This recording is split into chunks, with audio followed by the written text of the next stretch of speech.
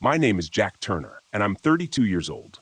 This happened in October, just as the last of the leaves began to turn, at a place called Shade State Park in Indiana. I was there alone, or at least I thought I was. By the end of it, I'd questioned whether solitude in the woods was ever a possibility. I'd parked my RV in a remote campsite near Devil's Hollow, a spot I'd chosen deliberately because it was off the beaten path.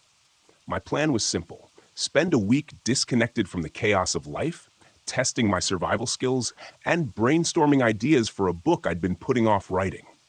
It was supposed to be my calling, but every blank page felt like a wall I couldn't scale.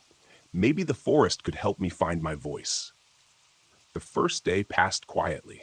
I set up camp, checked my gear, and explored some nearby trails. The quiet felt good, refreshing.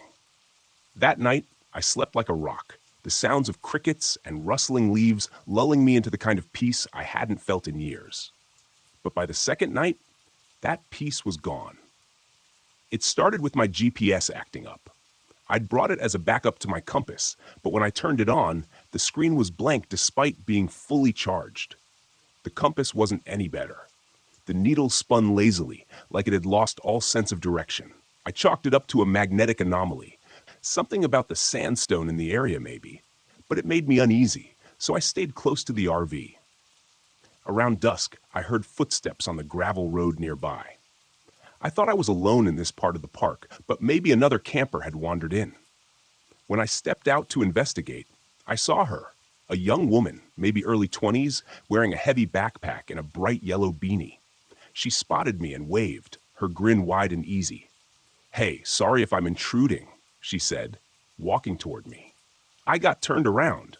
"Mind if I camp here for the night?" Her name was Chloe Baxter, and she was a college student researching local folklore for a project. She'd come to Shade State Park to investigate stories about Devil's Hollow, specifically the legend of skinwalkers. According to her, the Hollow was a hotspot for strange disappearances and sightings of something that wasn't quite human. "Skinwalkers?" I asked, skeptical. "You mean like Navajo legends?" "That's not exactly native to Indiana." "Folklore adapts," she said, shrugging. "People in these parts say there's something out here that mimics voices, maybe even faces. Creepy, right?" I wasn't thrilled about the company. I'd come out here to be alone, after all. But she seemed harmless enough, and night was falling. I let her set up a tent near the RV, figuring she'd be gone by morning. That night, I woke to the sound of whispers. At first, I thought it was Chloe talking in her sleep, but the more I listened, the more I realized the voice wasn't coming from her tent. It was outside in the woods. "Jack?" The whisper was soft, almost playful, but it froze me in place. How did this person know my name? I grabbed my flashlight and stepped outside. The air was cold, heavy, and dead silent. No crickets, no wind. Just my own shallow breathing. I scanned the tree line. Nothing. But then, just as I turned back toward the RV, I saw movement. A figure, tall, lanky, and hunched, slipped between the trees, its shape barely visible in the dim light. It moved unnaturally, its limbs jerking like a puppet on strings. I didn't sleep the rest of the night. The next morning, Chloe was full of energy, oblivious to my unease. She wanted to explore the hollow, claiming she'd found an old map that marked sacred grounds used by local tribes. I told her it was a bad idea, but she just laughed. "Come on, don't you want a good story for that book of yours?" she teased. Against my better judgment, I went with her. I didn't want to admit it, but part of me didn't want to be alone anymore. The hike to Devil's Hollow was rougher than I'd expected. The trail was overgrown, and the deeper we went, the more oppressive the forest felt. Chloe didn't seem to notice. She was too busy snapping photos and rambling about skinwalker lore. "This place is supposed to mess with your head," she said, grinning. "People say they hear voices, see things that aren't really there. It's like the forest is alive." "Great," I muttered. "Just what I need." About an hour in, we found something strange, a cluster of animal bones arranged in a spiral pattern on the forest floor. The bones were old, bleached white by the sun, but the arrangement was deliberate, almost ritualistic. "Okay, that's weird," Chloe admitted, kneeling to take a closer look. "You think someone did this or something?" I said, my unease growing. The further we went, the stranger things became. We found claw marks on trees, deep, jagged grooves that no bear or cougar could have made. Then there were the tracks, large, hoof-like prints that appeared in the soft dirt but disappeared after just a few steps. By the time we reached the hollow, I was ready to turn back, but Chloe insisted on pressing on. Her curiosity outweighing her common sense, she led me to a large oak tree at the edge of the ravine. Carved into the bark were strange symbols, crude geometric shapes that radiated an almost palpable sense of dread. "Do you feel that?" Chloe asked, her voice barely above a whisper. I nodded. The air around the tree was heavy, electric, like the buildup before a thunderstorm. I didn't want to be there anymore. The first attack came as we were heading back to camp. It was just before sunset, and the shadows were long and shifting. Chloe was ahead of me on the trail when she stopped suddenly. "Did you hear that?" she asked. I didn't hear anything, but then a voice echoed through the trees. It was faint but unmistakable, someone calling Chloe's name. "Who's there?" she called, her voice trembling. The voice didn't answer. Instead, it laughed, a low, guttural sound that sent chills down my spine. Then, out of the corner of my eye, I saw it again, the figure from the night before. It stood motionless at the edge of the trail, its body obscured by the trees. But its face was Chloe's. We ran. I didn't care where we were going. I just wanted to get away. By the time we made it back to the RV, the sun had set, and the forest was pitch black. Chloe was shaken, her bravado gone. "What was that?" she asked, her voice barely steady. "A skinwalker," I said, surprising myself with how easily the word came out. "Or whatever this place has." Instead, we locked ourselves in the RV. But the night was far from over. The creature didn't give up. It circled the campsite, its footsteps crunching on the gravel, its shadow flickering in the firelight. At one point, it knocked on the door, mimicking my voice. "Let me in," it said, its tone eerily calm. "It's not safe out here." The journal saved us. Chloe found it tucked in a drawer in the RV, a worn leather book filled with shaky handwriting. It belonged to a hunter who'd camped in the area decades ago. His entries described encounters with the same creature, its mimicry, its stalking, its hatred of light and fire. The final entry mentioned a sacred circle marked by stones where he'd performed a ritual to banish it. Armed with this knowledge, we made a plan. At dawn, we'd head to the circle and try the ritual ourselves. But the skinwalker wasn't going to make it easy. The attack came just before sunrise. The creature tore at the RV, its claws screeching against the metal. Chloe screamed as the windows shattered, shards of glass raining down on us. I grabbed the hunter's journal and a flashlight, the only weapon I had. We ran again, this time toward the sacred circle. The forest seemed to close in around us, the branches clawing at our clothes, the shadows shifting with every step. The creature was right behind us, its guttural growls growing louder. When we reached the circle, I barely had time to catch my breath before it appeared, stepping into the clearing in the pale light of dawn. I saw it clearly for the first time. Its elongated limbs, its skin stretched tight over bones, its face a grotesque parody of Chloe's. I held up the flashlight, and it recoiled, hissing like a feral animal. Chloe began reciting the ritual from the journal, her voice steady despite the fear in her eyes. The creature lunged at her, but I stepped between them, slashing at it with a hunting knife I'd grabbed from the RV. The blade cut deep, and the creature howled, a sound that echoed through the hollow. With one final cry, Chloe finished the ritual. The creature let out a bone-chilling scream before collapsing into the dirt, its body disintegrating into ash. We survived, but just barely. The RV was destroyed, and we had to hike back to the park entrance, battered and bruised but alive. Chloe said she'd never step foot in a forest again. I didn't blame her. As for me, I'm still not sure what I believe, but one thing's certain, the woods are not as empty as they seem. Sometimes they watch.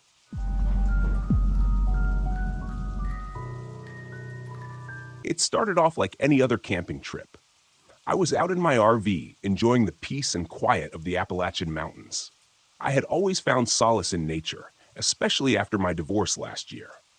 I thought a solo trip would clear my head and help me reconnect with myself. My name's Warren Grady. I'm not one to dwell on the past, but let's just say life hasn't been a smooth ride. I've had my share of ups and downs, and this trip was supposed to be an up for me, a little escape from the daily grind. The campsite was perfect, nestled in a small clearing with tall pines all around. The air was crisp, and the scent of pine needles filled my lungs. I parked the RV, set up my little fire pit, and settled into my chair with a cold beer. Everything seemed perfect. As dusk fell, I noticed a faint trail leading deeper into the woods. Being a curious guy, I decided to follow it, hoping to find a good spot for fishing in the morning. The trail was narrow and overgrown, clearly not used much. I walked for about 20 minutes, the sounds of nature my only companion, until I stumbled upon an old, dilapidated cabin. It looked like it had been abandoned for decades. The windows were broken, the wood rotting, and the door hung off its hinges. Something about the place gave me the creeps, but I brushed it off. It was just an old cabin, right? I made a mental note to avoid it and headed back to my campsite. The fire was still burning when I returned, casting flickering shadows around the clearing. I cooked a simple meal, had a couple more beers, and decided to call it a night. I woke up in the middle of the night to the sound of footsteps. At first, I thought it was an animal, but then I heard whispers. Faint, almost inaudible, but definitely human. My heart raced as I reached for the flashlight and my hunting knife. I was alone in the middle of nowhere, and the last thing I expected was company. I peeked out of the RV window, but saw nothing. The whispers had stopped, replaced by the rustling of leaves in the wind. I told myself it was just my imagination and went back to bed, though it took a while to fall asleep. The next morning, I woke up with a sense of unease. The memory of the whispers lingered in my mind, but the bright sunlight made it seem almost silly. I decided to shake it off and enjoy my day. After a quick breakfast, I grabbed my fishing gear and headed back to the trail. The cabin looked even more eerie in the daylight. I walked past it, feeling its presence like a weight on my shoulders. The trail eventually led to a beautiful secluded stream. I set up my gear and spent the next few hours in peaceful solitude, catching a few fish and enjoying the quiet. On my way back to the campsite, I noticed something strange. The door of the cabin, which had been hanging off its hinges the previous day, was now closed. I froze, staring at it, my heart pounding in my chest. Someone had been there. I approached the cabin cautiously, my knife in hand. I knocked on the door, half expecting it to fall off its hinges, but it stayed put. There was no answer. I pushed the door open slowly and peered inside. The interior was dark and musty, with broken furniture strewn about. There was no sign of anyone. As I turned to leave, I noticed something glinting on the floor. It was a small metal locket. I picked it up and examined it. Inside was a faded photo of a woman and a little girl. I slipped it into my pocket, intending to take it to the local authorities when I got back to town. That night, I couldn't shake the feeling that I was being watched. I kept the fire burning high and stayed close to the RV. Every rustle of leaves, every snap of a twig set me on edge. Around midnight, I heard the whispers again, louder this time. I grabbed my flashlight and knife, determined to find the source. I followed the sound into the woods, my flashlight beam cutting through the darkness. The whispers led me back to the cabin. This time, the door was wide open. I stepped inside, the floorboards creaking under my weight. The whispers grew louder, more insistent, leading me to a trapdoor in the corner of the room. I hesitated for a moment, then lifted the trapdoor. A narrow staircase led down into the darkness. I descended slowly, the air growing colder with each step. At the bottom, I found a small dirt-floored cellar. In the center of the room was a large wooden crate. The whispers stopped as I approached the crate. I pried it open with my knife, revealing a gruesome sight. Inside were the skeletal remains of several people, their bones twisted and broken. My stomach churned as I backed away, the flashlight trembling in my hand. Suddenly, I heard footsteps behind me. I spun around, knife ready, and came face to face with a man. He was tall and gaunt, with wild hair and eyes that gleamed with madness. He lunged at me, and we struggled, rolling across the dirt floor. I slashed at him with the knife, but he was strong and relentless. He pinned me to the ground, his hands around my throat. I fought back with all my strength, managing to throw him off. He stumbled, hitting his head on the edge of the crate. He lay still, blood pooling around his head. I scrambled to my feet, gasping for air. My hands shook as I picked up the flashlight and knife. I needed to get out of there, to get help. As I climbed the stairs, I could hear the whispers again, fainter now, almost pleading. I ran back to the RV, my mind racing. I needed to get to the nearest town and report what I had found. I packed up my things quickly, my hands still trembling. As I drove away, I glanced back at the cabin one last time. It stood there, silent and ominous, as if watching me leave. I made it to the nearest town and went straight to the sheriff's office. I told them everything, showed them the locket, and led them back to the cabin. The sheriff and his deputies searched the place thoroughly. They found the remains in the cellar and identified them as several missing persons from the past decade. The man I had fought was a drifter, a serial killer who had been hiding in the woods for years. He had been using the cabin as his hideout, luring campers and hikers to their deaths. The whispers I had heard were from his victims, their voices lingering in the place where they had met their end. The authorities thanked me for my help and assured me that the man would never harm anyone again. They took the locket to identify the woman and child in the photo and to bring closure to their families. As I drove back home, I couldn't help but feel a sense of relief. I had survived something horrific, and in doing so, had helped bring justice to those who couldn't speak for themselves. The memories of that night would stay with me, but I wouldn't let them haunt me. I was stronger than that. I continued to camp and enjoy the great outdoors, but I was always more cautious, more aware of my surroundings. The wilderness held many secrets, and I had learned that some of them were darker than I could have ever imagined. In the end, I didn't let fear control me. I faced it head-on and came out stronger. And as I sat by the campfire on my next trip, I knew that I was truly free.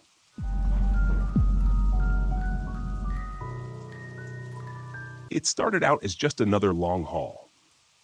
I'd been running this route for a couple of years now, ever since I lost my wife and needed to escape the memories. The open road was a solace, and the steady rumble of the truck beneath me was the only company I wanted. My name's Ivan Holt, and I've been a trucker for most of my life.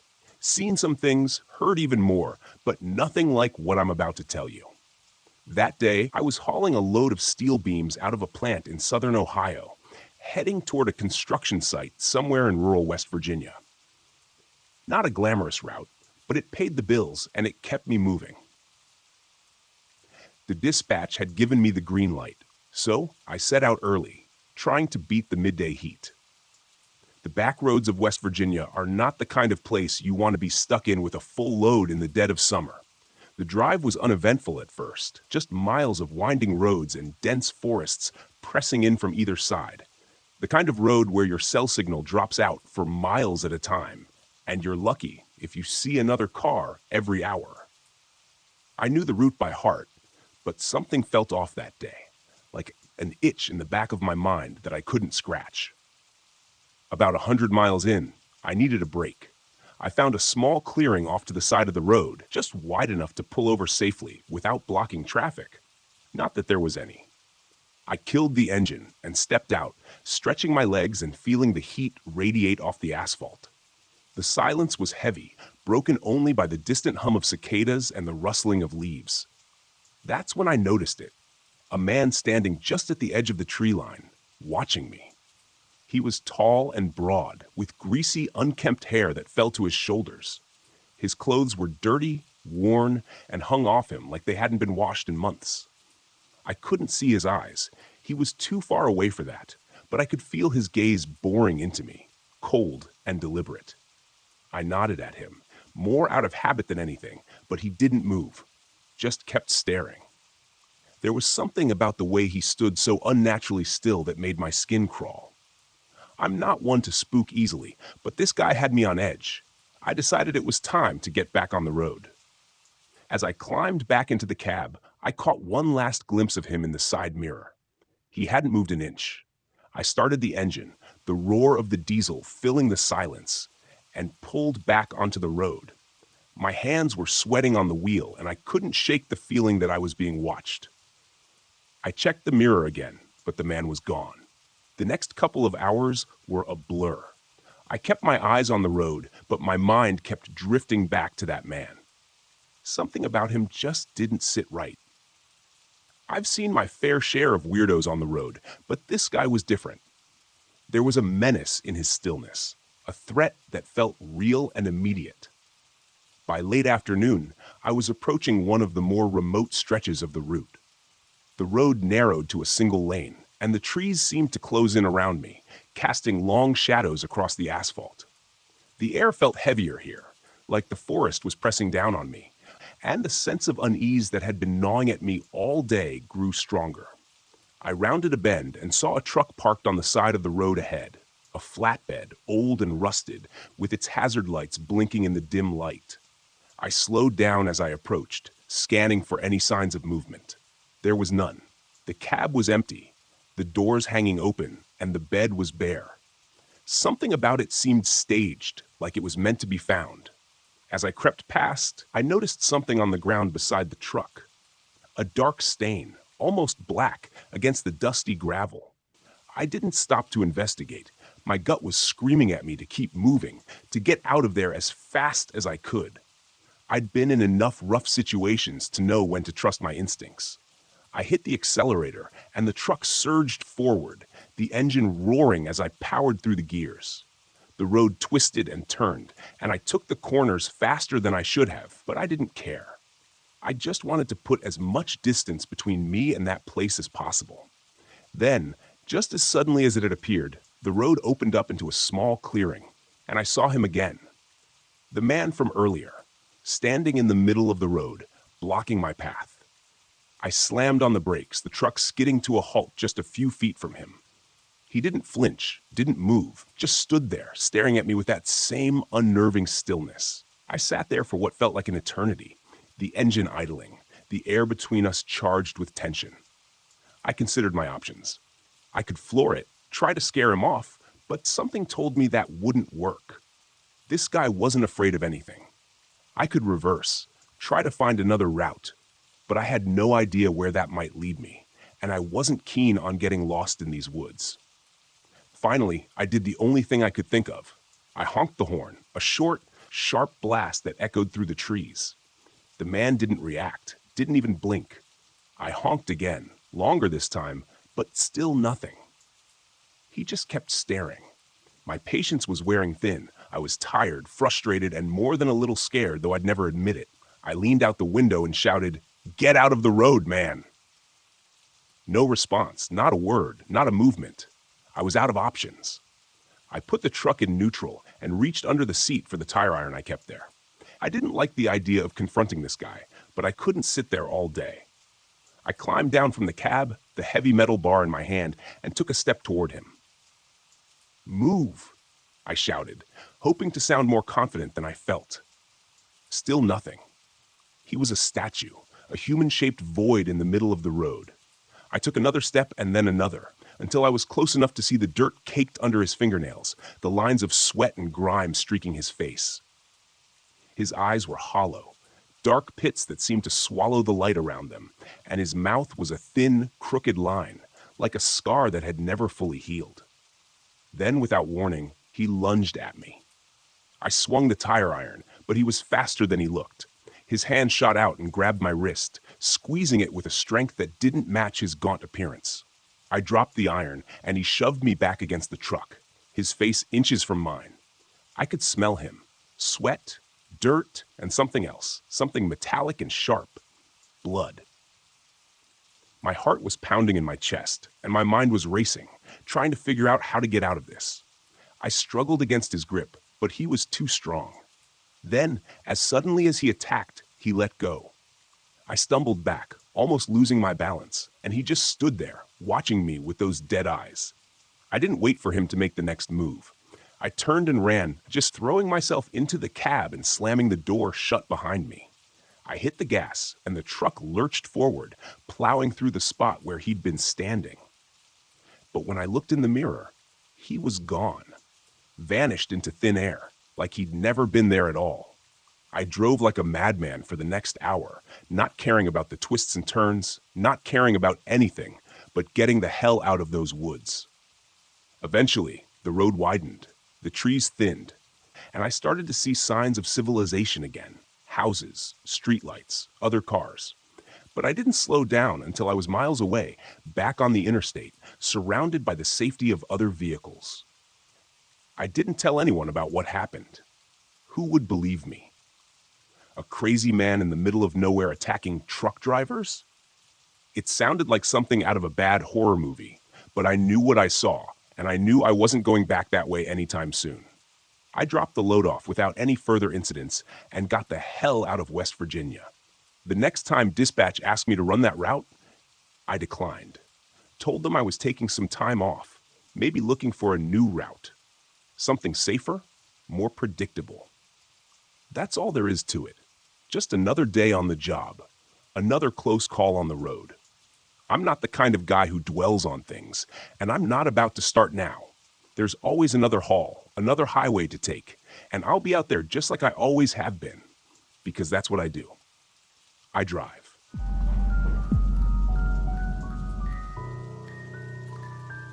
The sun was setting as I pulled my RV into a secluded spot at Lake Shasta, a hidden gem in Northern California. The place had a rustic charm, a perfect retreat after a grueling year.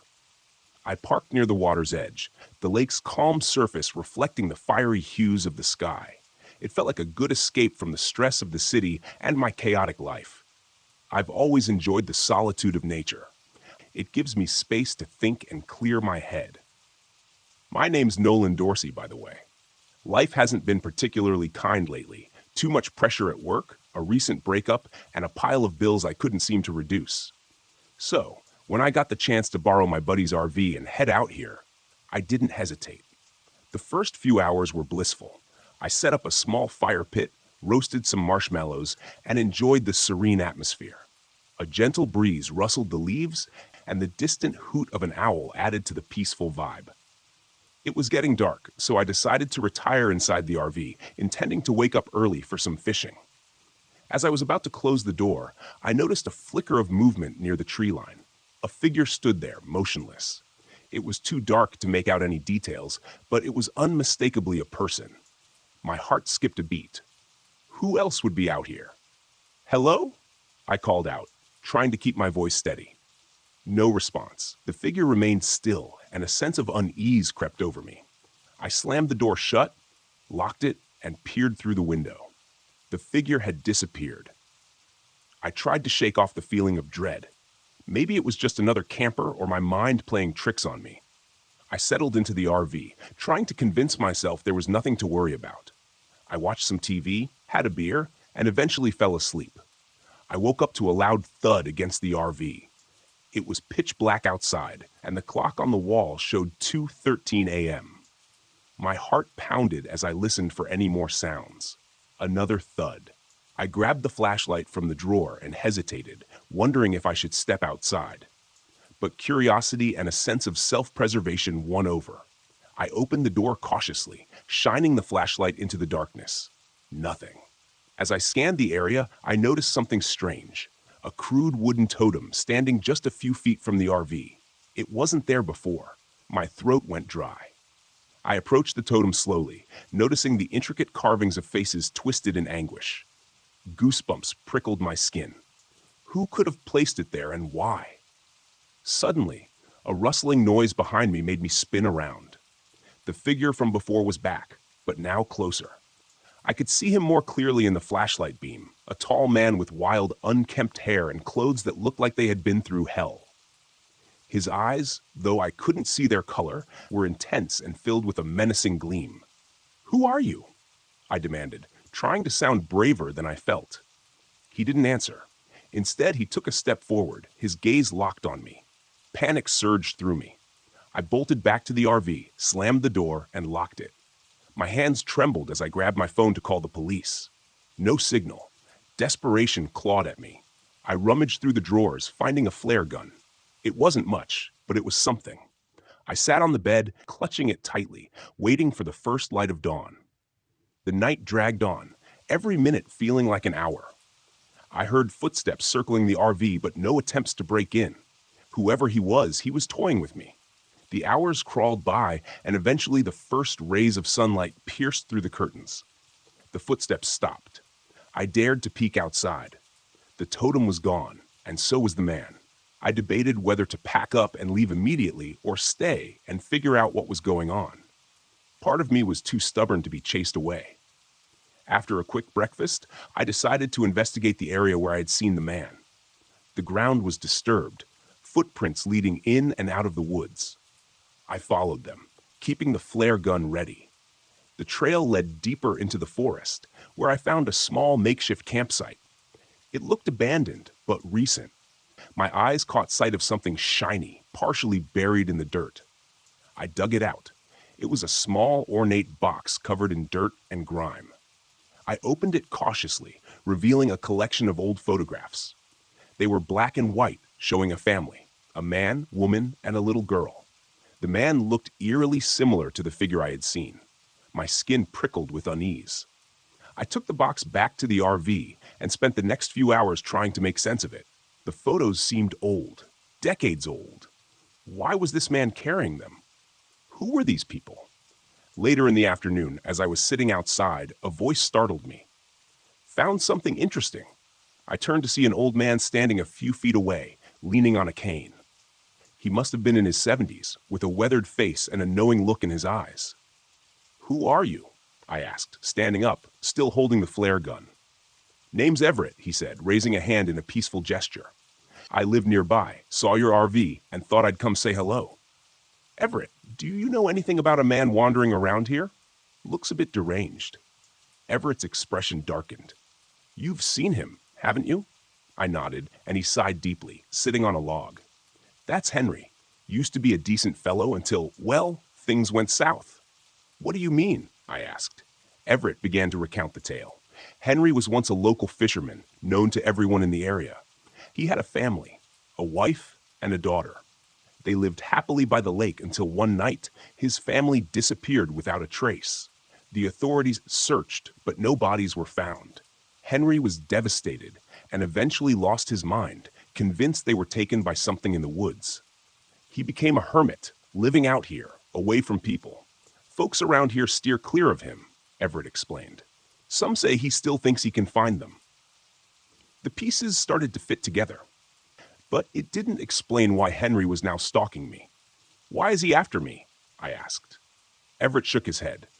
"Hard to say. Maybe he sees you as a threat, or maybe he's just lost touch with reality completely." That night, I couldn't sleep. Everett had offered to stay, but I declined. I needed to confront Henry to understand why he was tormenting me. Armed with the flare gun, I set out once more to the campsite. It was empty, but fresh footprints suggested he was nearby. As I searched, I heard a faint cry for help. My heart raced as I followed the sound. It led me to a small cave hidden by dense underbrush. Inside, it was dark and damp, but I could see a flicker of light deeper within. I crept forward, the cries growing louder. Rounding a corner, I saw Henry kneeling beside a shallow pit. Inside were two skeletons, partially buried. Their clothes were tattered, but recognizable from the photos I had found. Henry was weeping, holding a small, tattered teddy bear. He looked up as I approached, his face a mix of sorrow and madness. "They took them," he whispered, "but I found them." My mind raced, trying to comprehend the scene. These were his family's remains, but who had taken them and why? "Henry, who did this?" I asked gently. He shook his head, tears streaming down his face. "The people in the woods, they took them. They wanted to keep them here." Suddenly, a noise from behind made me turn. Everett stood there, his face grim. "It's time to end this, Henry," he said. Henry's eyes widened in fear. "No, you're one of them." Before I could react, Henry lunged at Everett, a knife appearing in his hand. I fired the flare gun instinctively. The bright flash and the searing pain of the flare struck Henry, sending him sprawling to the ground.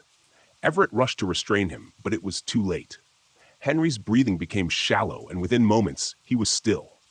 Everett looked at me, his face lined with sorrow. I didn't want it to end this way. What did he mean? You're one of them? I demanded. Everett sighed, sitting down heavily. Henry wasn't entirely wrong. There were people, cultists, who believed the lake had mystical powers. They used to perform rituals here, sacrifices. When Henry's family disappeared, I knew it was them. I tried to stop it, but they were too powerful. Over the years, they've dwindled, but the memories haunted Henry. He never recovered. I sat down, trying to process everything. So what now? Everett shook his head. We bury them properly and hope that Henry finds peace at last. We worked in silence, giving Henry and his family a proper burial by the lake. As the sun rose, casting a golden light over the water, a sense of calm finally settled over me. I packed up the RV, ready to leave this place behind. As I drove away, I couldn't help but glance back at the lake one last time. The peaceful surface belied the horrors it had witnessed, but it also held a sense of closure. And in the end, that's all I could ask for.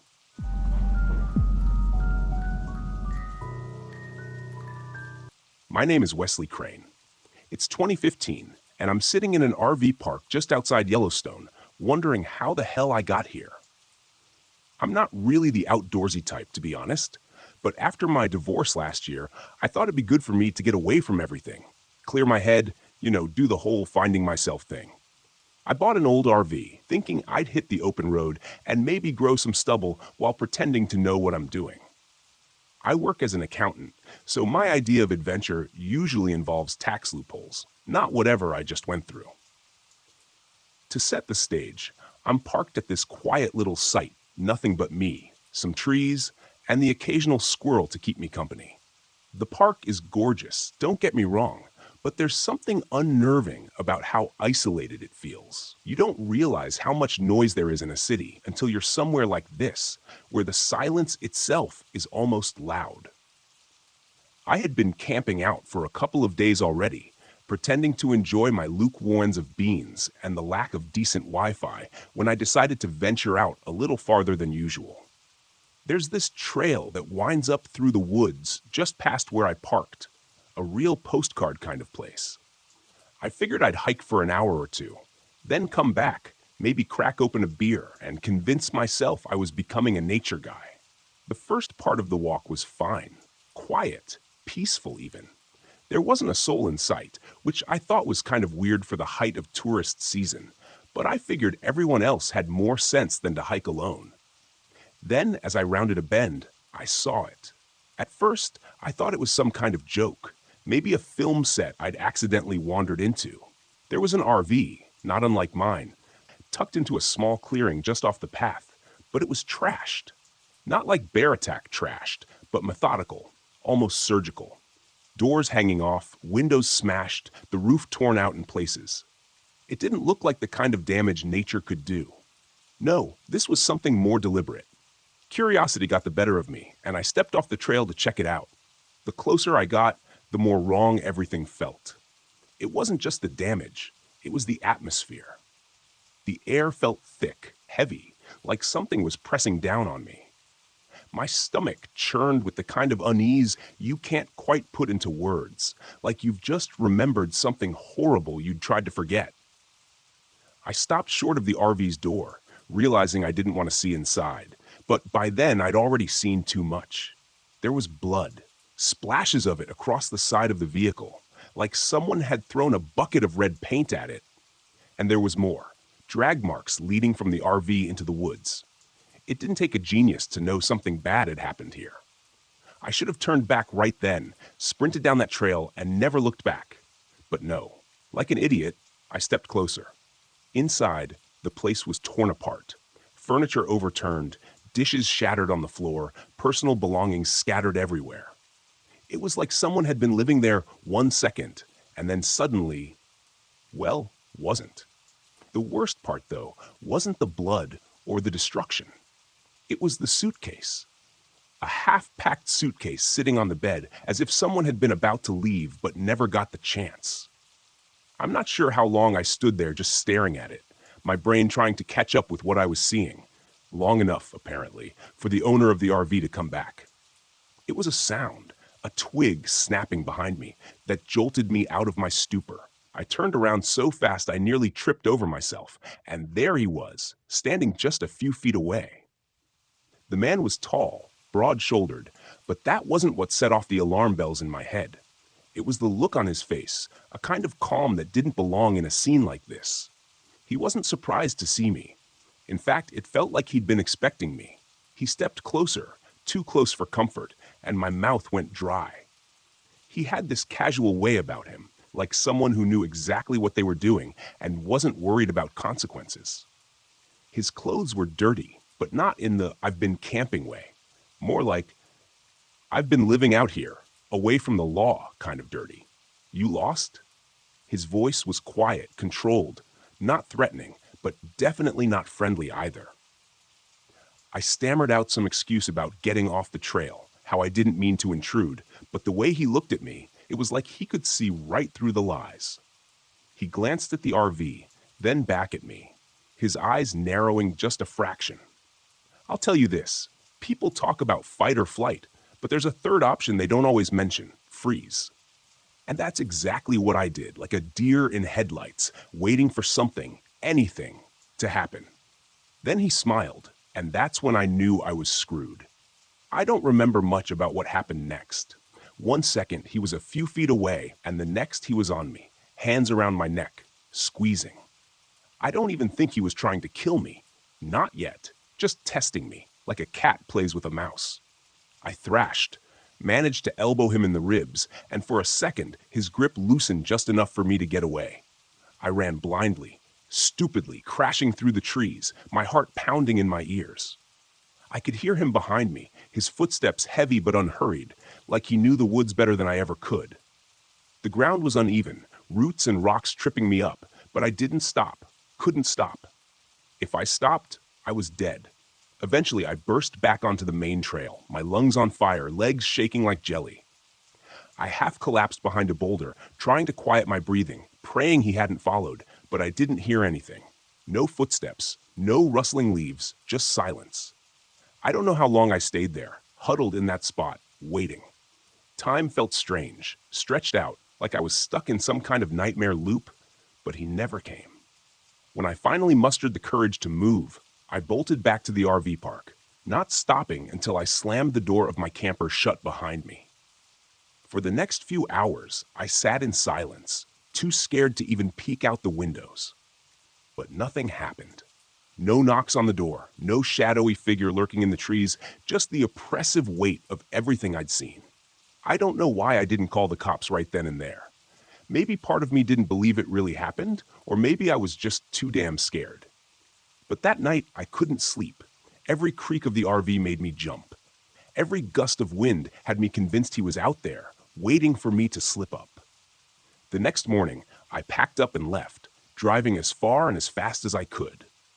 I didn't look back, not once. A few days later, after I'd put some distance between me and Yellowstone, curiosity got the better of me. I did some digging. Turns out, the guy I ran into had a name: Harvey Dunn, former Marine, dishonorably discharged for reasons that were never made public. He'd gone off the grid about 5 years ago, and there were rumors, ugly ones, about people who'd crossed his path and never been seen again. Authorities had been looking for him, but he was like a ghost, popping up in random places, always just out of reach. The RV I found? It belonged to a couple from Ohio. Their bodies were discovered 2 weeks later, buried not far from where I'd been. So yeah, I got lucky. Real lucky. But Harvey's still out there, and I've got a feeling our paths will cross again. Maybe next time I won't be so lucky.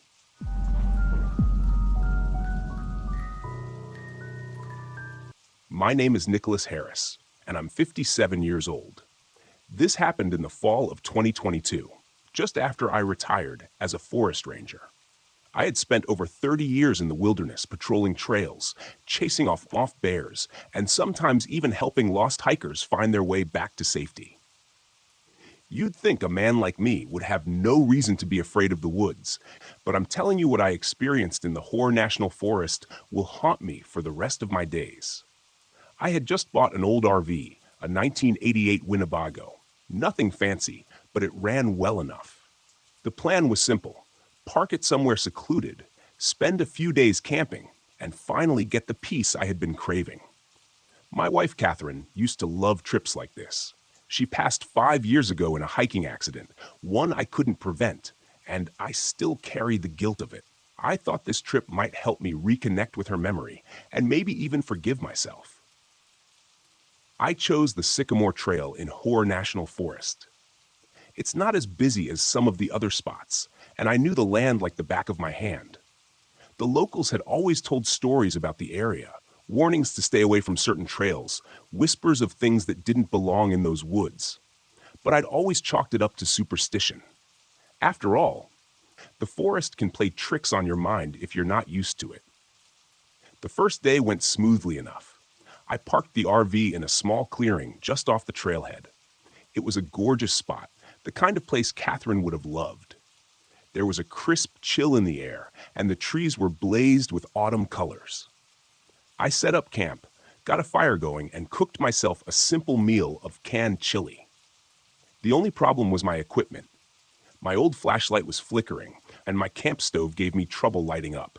Nothing major, just annoyances, or so I thought. That night, as I sat by the fire, I started to feel off. It wasn't anything I could put my finger on. The woods were quieter than they should have been. No crickets, no owls, not even the rustle of leaves. Just dead silence. Then, just as I was about to head inside the RV, I heard something. Nicholas. It was faint but unmistakable. Someone was calling my name. I froze, every hair on my body standing on end. The voice sounded familiar. Too familiar. It sounded like Catherine. Nicholas, help me. The voice was coming from deep in the woods, beyond the reach of my firelight. My heart was racing. I told myself it couldn't be her. It couldn't.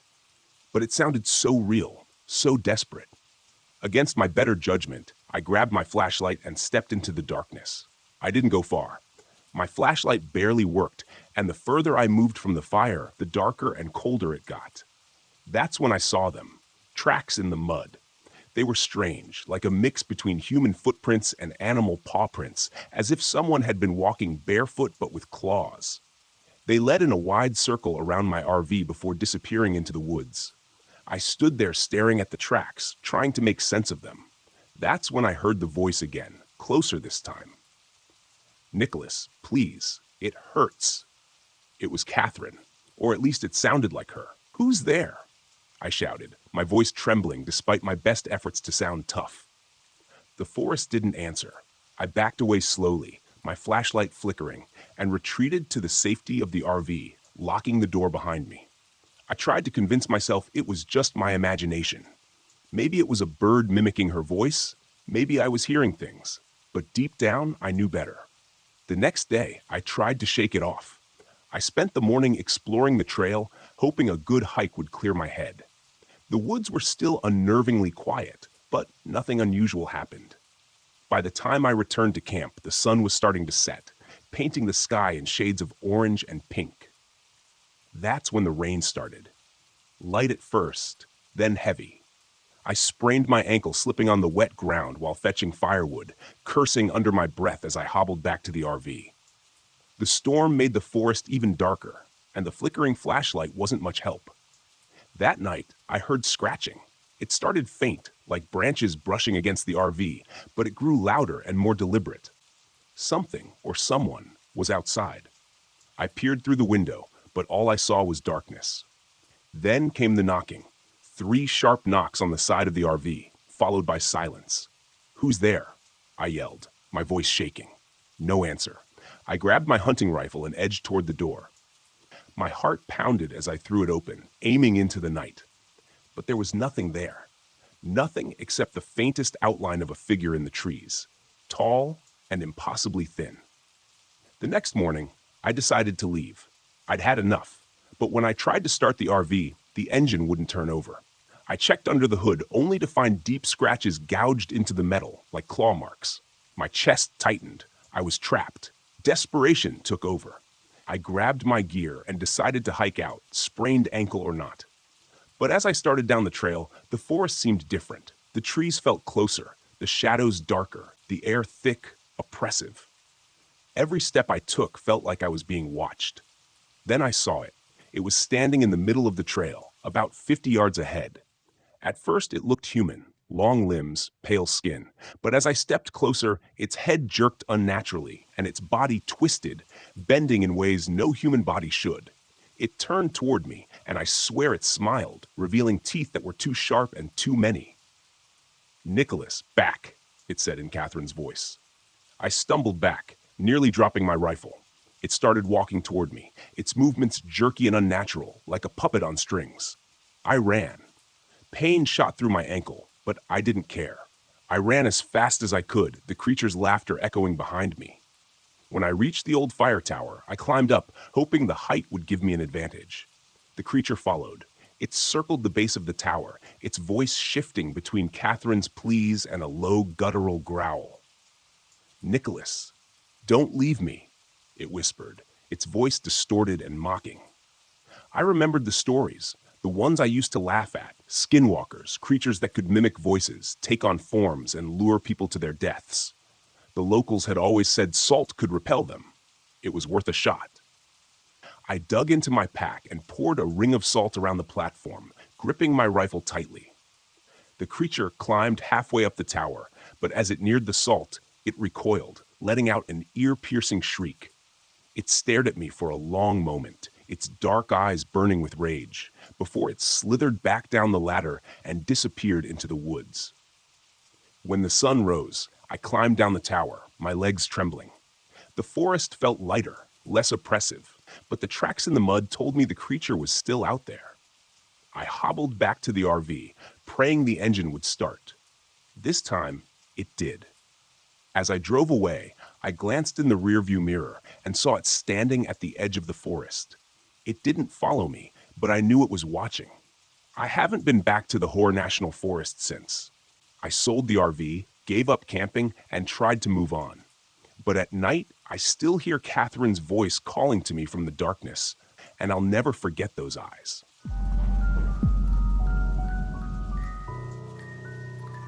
My name is Michael Lopez, and I'm 25 years old. This happened in October of last year, when my best friend Sophia and I decided to spend a weekend camping at Dogwood Lake, deep in the heart of southern Indiana. I'll never forget those days, no matter how hard I try. Even now, when I close my eyes, I can still hear the laughter. Sophia and I couldn't have been more different. She was bold, impulsive, and always looking for her next adventure.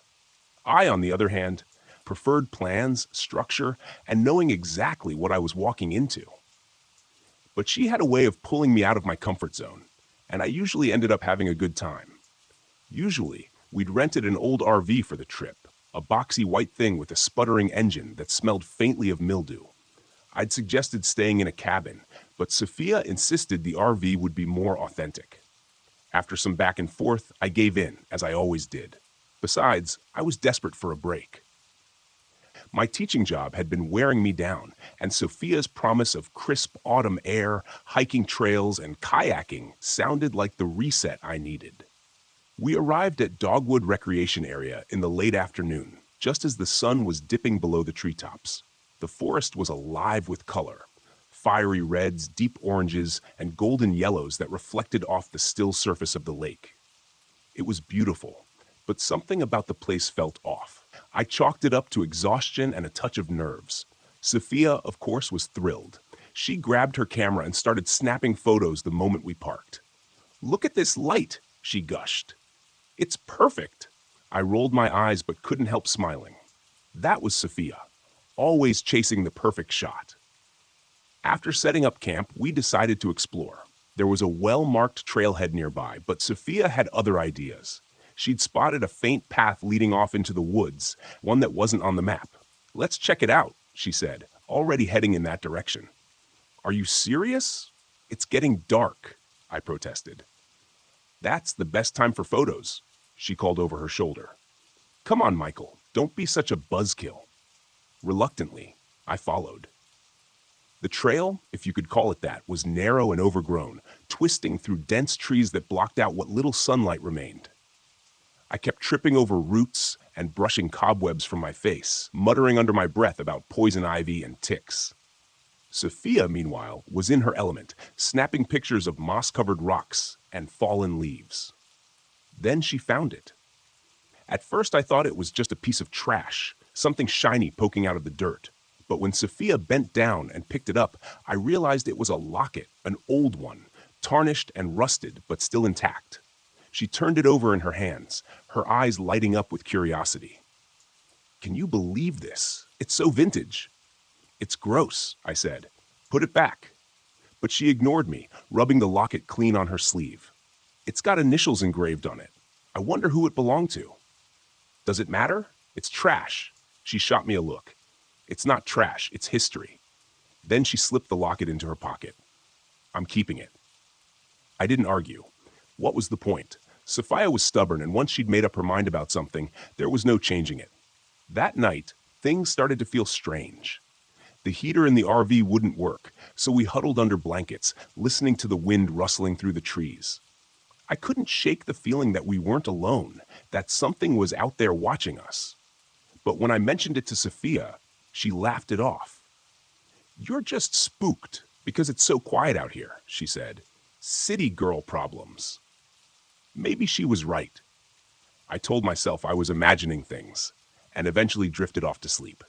Then the dreams started. I was standing by the lake, staring at the water. A woman stood on the shore, her back to me. Her hair was long and dark, and she wore a dress that clung to her as if it were soaked. She was holding something, a locket, I realized.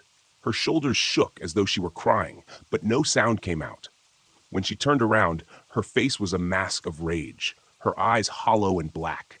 She opened her mouth to scream, and I woke up gasping for air.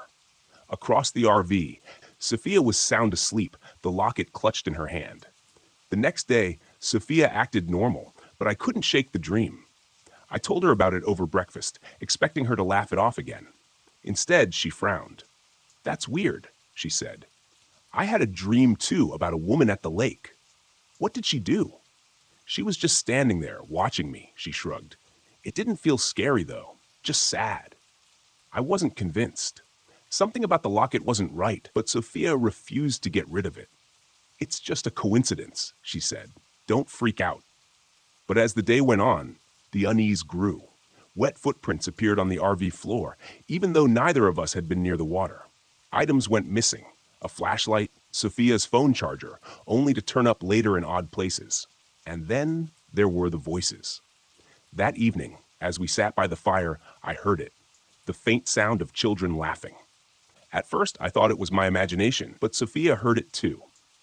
"Probably just echoes from another campsite," she said, though her tone was less certain. "There's no one else out here," I whispered. We stared into the darkness, but the laughter faded as quickly as it had come.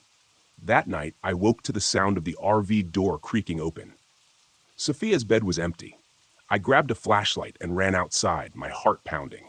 The forest was pitch black, the trees casting long shadows under the sliver of moonlight. I found Sophia standing at the edge of the lake, her feet submerged in the water. She was holding the locket, her lips moving as if she were whispering something, though I couldn't hear the words. "Sophia!" I yelled. She turned slowly, her eyes glazed over. "She wants me to stay," she said, her voice distant and hollow. I grabbed her arm and pulled her back to the RV, but she fought me, her strength unnaturally strong. "Let go. I need to go to her." Finally, I managed to drag her inside and lock the door. She collapsed onto her bed and fell into a deep sleep, but I stayed awake, clutching a knife and listening for the sound of footsteps outside. The next morning, Sophia didn't remember a thing. She laughed it off, but I could see the fear in her eyes. The locket's influence was growing stronger, and I knew we had to leave. But the RV wouldn't start. Sophia tried to call for help, but her phone was dead, even though it had been fully charged the night before. I suggested walking back to the main road, but she refused. "I'm not leaving the RV," she said. "What if someone comes by?" I didn't argue. I couldn't leave her alone, not when she was acting so strange. Instead, I decided to confront the problem head-on. That afternoon, while Sophia was napping, I took the locket and walked to the lake. The air grew colder the closer I got, and the forest seemed unnaturally quiet. I stood at the water's edge, the locket heavy in my hand. "I know you're here," I said. "What do you want?" For a moment, nothing happened. Then the surface of the lake rippled, and the woman appeared. Her face was pale and gaunt, her eyes dark pits of sorrow and rage. Behind her, shadowy figures emerged, children with hollow eyes and twisted smiles. "Return it," she hissed, her voice like nails on glass. "Return what you stole." I threw the locket into the water and turned to run, but the children's laughter erupted around me, and I felt icy hands grab my ankles. I screamed, kicking and clawing, but the hands dragged me toward the water. Just as I thought I was going to drown, Sophia appeared, her face twisted with fear and determination. She held a stick lit with fire from the RV's stove. "Let her go," she screamed, thrusting the flame toward the water. The ghostly figures recoiled, their shrieks piercing the air. Sophia grabbed my arm and pulled me back to shore. Together, we watched as the locket sank beneath the surface, the ripples fading into stillness. We left Dogwood Lake the next day, abandoning the RV and hitchhiking back to civilization. Neither of us spoke about what had happened, but I knew we'd both been changed. Sophia never picked up her camera again, and I can't look at a lake without feeling a chill run down my spine. Some nights, I still hear the laughter, soft and distant, like an echo from a nightmare. I pray it's just my imagination, but deep down, I know it's not.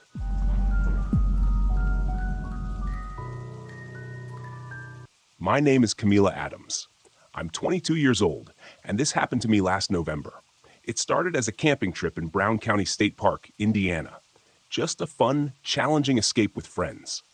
But what I experienced out there wasn't just nature. Something ancient and evil stalked us through that forest, and I barely made it out alive. It was Mason's idea.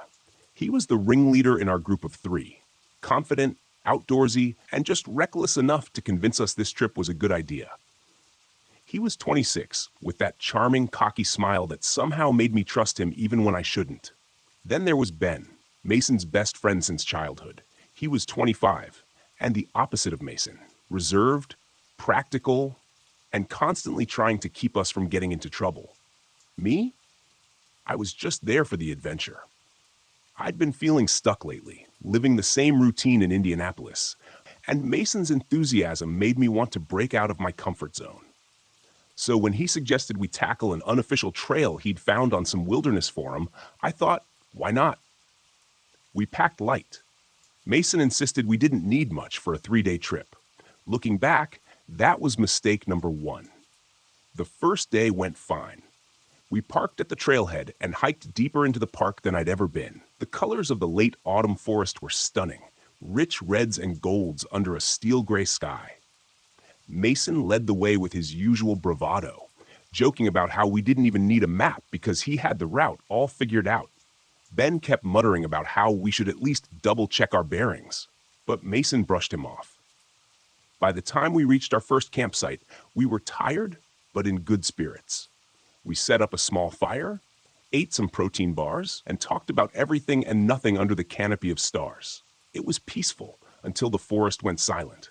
I didn't notice it at first, but Ben did. "Do you hear that?" he asked, his voice low. "Hear what?" Mason replied, poking at the fire. "Nothing," Ben said. "No crickets, no owls, nothing." Now that he mentioned it, the silence felt wrong. It pressed down on us like a weight, as if the forest itself was holding its breath. Mason shrugged it off, saying it was probably the cold weather, but I couldn't shake the feeling that something was watching us. The second day was harder. The hidden path Mason had raved about turned out to be more of a rough deer trail, barely visible under the thick leaves. My legs ached from climbing over fallen trees and trudging through uneven ground. To make matters worse, Ben's compass stopped working. He swore it had been fine yesterday, but now the needle spun uselessly, as if the forest itself was messing with us. Around midday, we found something strange. Deep claw marks scored the bark of a massive oak tree. They were too high up to be from a bear, if there were even bears in this part of Indiana. Mason joked about Bigfoot, but Ben's face darkened. "This isn't right," Ben said. "We should turn back." "Turn back? Come on, man, we're fine," Mason said. "Don't wimp out now." Ben shot me a look that said, "Can you believe this guy?" I wanted to agree with him, but I didn't want to be the one to back down first. So we kept going. That night, the hunger started. Mason devoured most of our food. He claimed he hadn't eaten enough earlier and needed the energy, but the way he tore through the rations was unsettling. His hands shook as he unwrapped granola bars, and his eyes had this wild, hollow look. "You okay?" I asked, trying to sound casual. "Yeah, just starving," he muttered, not meeting my gaze. "Don't worry about it." Ben pulled me aside while Mason stomped off to gather more firewood. "Something's wrong with him," Ben whispered. "He's acting off." "I know," I said. "But what are we supposed to do? Drag him back to the car?" Ben didn't answer. He just stared into the dark woods, his jaw tight. Later that night, I heard whispering. I'd stepped away from the campfire to use the bathroom. The air was freezing, my breath puffing white in front of me. That's when I heard it, a low, raspy murmur just beyond the tree line. "Ben? Mason?" I called, my voice shaking. There was no answer, only the sound of dry leaves crunching underfoot, too far away to be either of them. I ran back to camp, my heart pounding.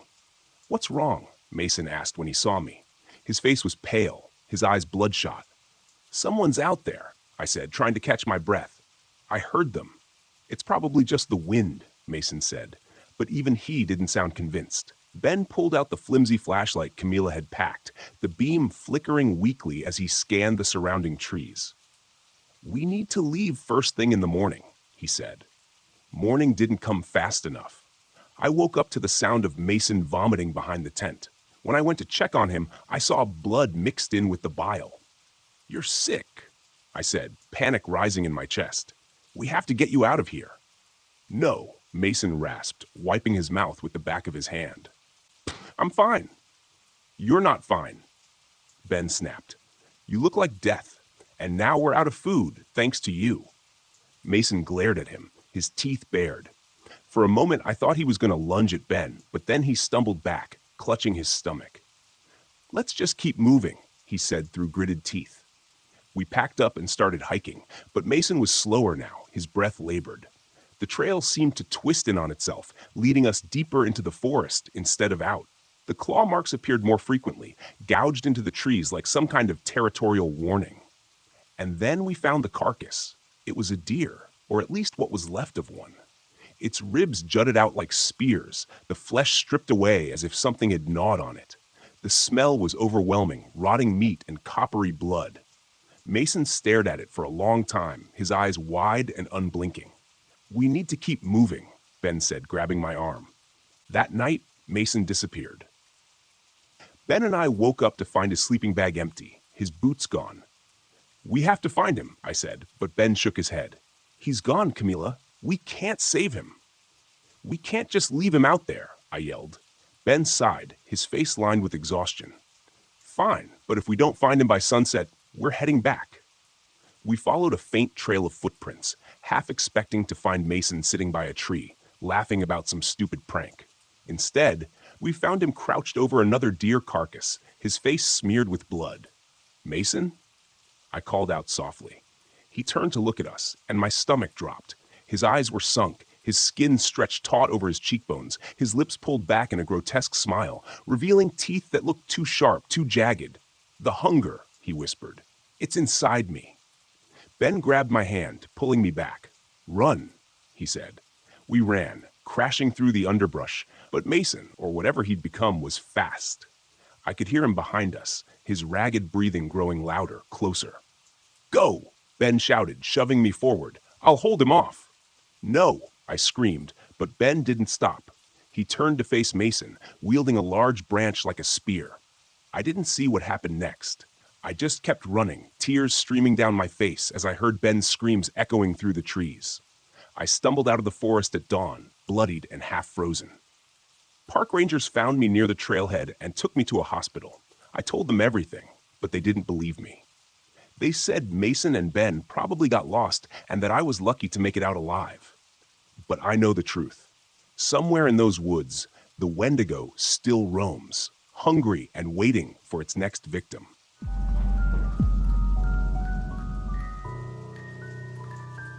My name's Samuel Neven, And back in 2004, I was working as a search and rescue officer in the Daniel Boone National Forest, Kentucky.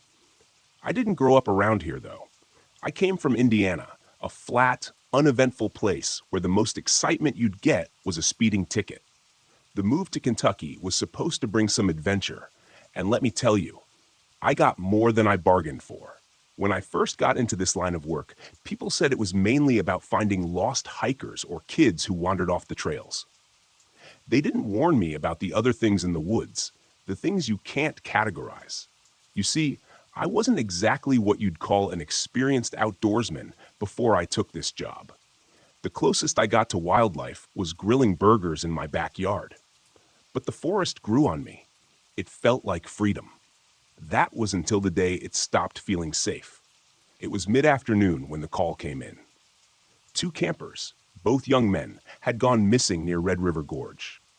They had set out the previous morning and hadn't checked back with their friends. That wasn't entirely out of the ordinary. People lose track of time out here all the time. But something about the tone of the call had me on edge. Their friends said they weren't the type to just disappear without a trace. I grabbed my gear and met up with my partner, Carl, an older guy who'd been doing this longer than I'd been alive. He had that look of someone who'd seen it all, but didn't say much about it. As we drove out to the trailhead, Carl kept tapping the wheel like he had something on his mind. Finally, he said, "You ever hear about that thing up in the gorge?" I glanced at him. "What thing?" He didn't answer right away. "Never mind," he muttered. "Just some stories the locals like to tell to scare tourists." We pulled up to the trailhead where we met the friends of the 2 missing campers. They were all rattled, wide-eyed, and shuffling nervously like something bad had already happened. One of them, a guy with a red bandana wrapped around his head, said they had been hiking together when the 2 missing guys went ahead, wanting to explore a cave they'd found. The rest of the group stayed back, and when their friends didn't return by nightfall, they started worrying. Carl, never one for comforting words, just grunted and motioned for me to follow him. We set out on the trail, winding through dense trees and jagged cliffs. The forest was quiet, too quiet. You start to notice these things when you've been out here long enough. No birds, no rustling leaves, just the wind and our footsteps crunching on the dirt. "Shouldn't there be, some wildlife or something?" I asked, trying to break the silence. Carl didn't respond, just picked up the pace, which wasn't exactly reassuring. About an hour in, we found the campsite the missing campers had set up. Tents were there, unzipped, sleeping bags tossed around like they'd left in a hurry. A couple of backpacks were strewn across the ground. What was strange, though, was that there were no signs of a struggle, just an eerie sense of abandonment. I crouched down near one of the backpacks, rifling through it for clues. Inside, I found the usual camping gear, but then I pulled out something odd, a torn piece of fur. It was coarse, thicker than anything I'd seen on a bear or deer. I showed it to Carl, but he just shrugged it off, mumbling something about wild animals. As we moved further into the forest, the trees began to close in around us, their twisted limbs casting distorted shadows on the ground. I felt like we were being watched, like something was out there, just beyond the tree line. Every so often, I'd catch a flicker of movement out of the corner of my eye, but every time I turned to look, nothing was there. About half a mile later, we came across something that made my blood run cold. One of the missing campers was slumped against a tree, his body mangled beyond recognition. His torso was torn open, jagged cuts running along his chest and arms, as if something had sliced him up with claws or teeth. There was no blood on the ground, though, which made it even more unsettling. Whatever did this didn't just kill him, it took its time. I staggered back, feeling bile rise in my throat. Carl knelt down to examine the body, his face grim but not surprised. "This isn't normal," he muttered. "No kidding," I whispered. "What could have done this?" Carl stood up slowly, scanning the area. "Not sure, but we need to find the other one." The other one, right. There were 2. I had almost forgotten. My mind was still reeling from the sight in front of me. But we had a job to do. We pressed on, following a faint trail of broken branches and disturbed underbrush. It was getting darker, but we couldn't turn back now. About an hour later, we found the second camper, or at least what was left of him. His body was hanging from a tree, suspended by a mess of vines and branches. It looked like he'd been lifted up and shredded apart, his limbs dangling at odd angles. I could barely breathe at this point. It was like we had stumbled into some twisted hunting ground. "We should call this in," I said, my voice shaking. Carl didn't move. He was staring at something off to the side, just beyond the body. "Look." I followed his gaze and saw it. Movement in the trees. Something was crouching low, its shape barely visible in the shadows. It was huge, larger than anything I'd ever seen before. Its body was covered in matted fur, like that of a wild boar, but its movements were more feline, smooth and predatory. The creature's head was elongated, almost like a wolf's, but it had this strange, twisted quality to it, as if nature had gone wrong somewhere. It stood there for a moment, staring at us, before letting out a low, rumbling sound that vibrated in my chest. Carl grabbed my arm, snapping me out of my daze. "Run?"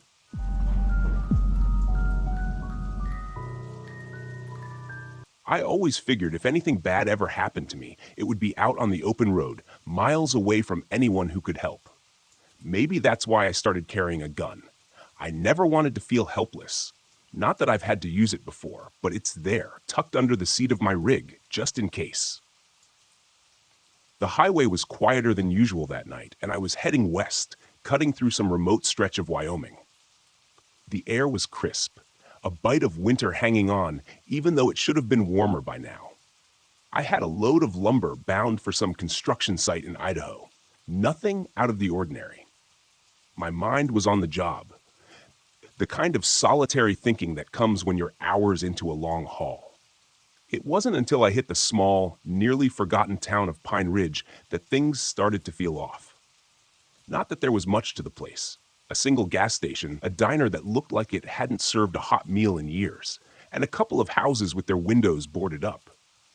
I needed to refuel, so I pulled into the gas station, the only sign of life in the whole town. The pump was ancient, the kind where you have to flip the lever to start the gas flowing. As I filled up, I noticed the attendant inside the station, a wiry man with a weathered face. He was watching me, his eyes never leaving me. I gave him a nod, more out of habit than friendliness, but he didn't respond, just kept staring like he was sizing me up. It made my skin crawl, but I chalked it up to small-town suspicion.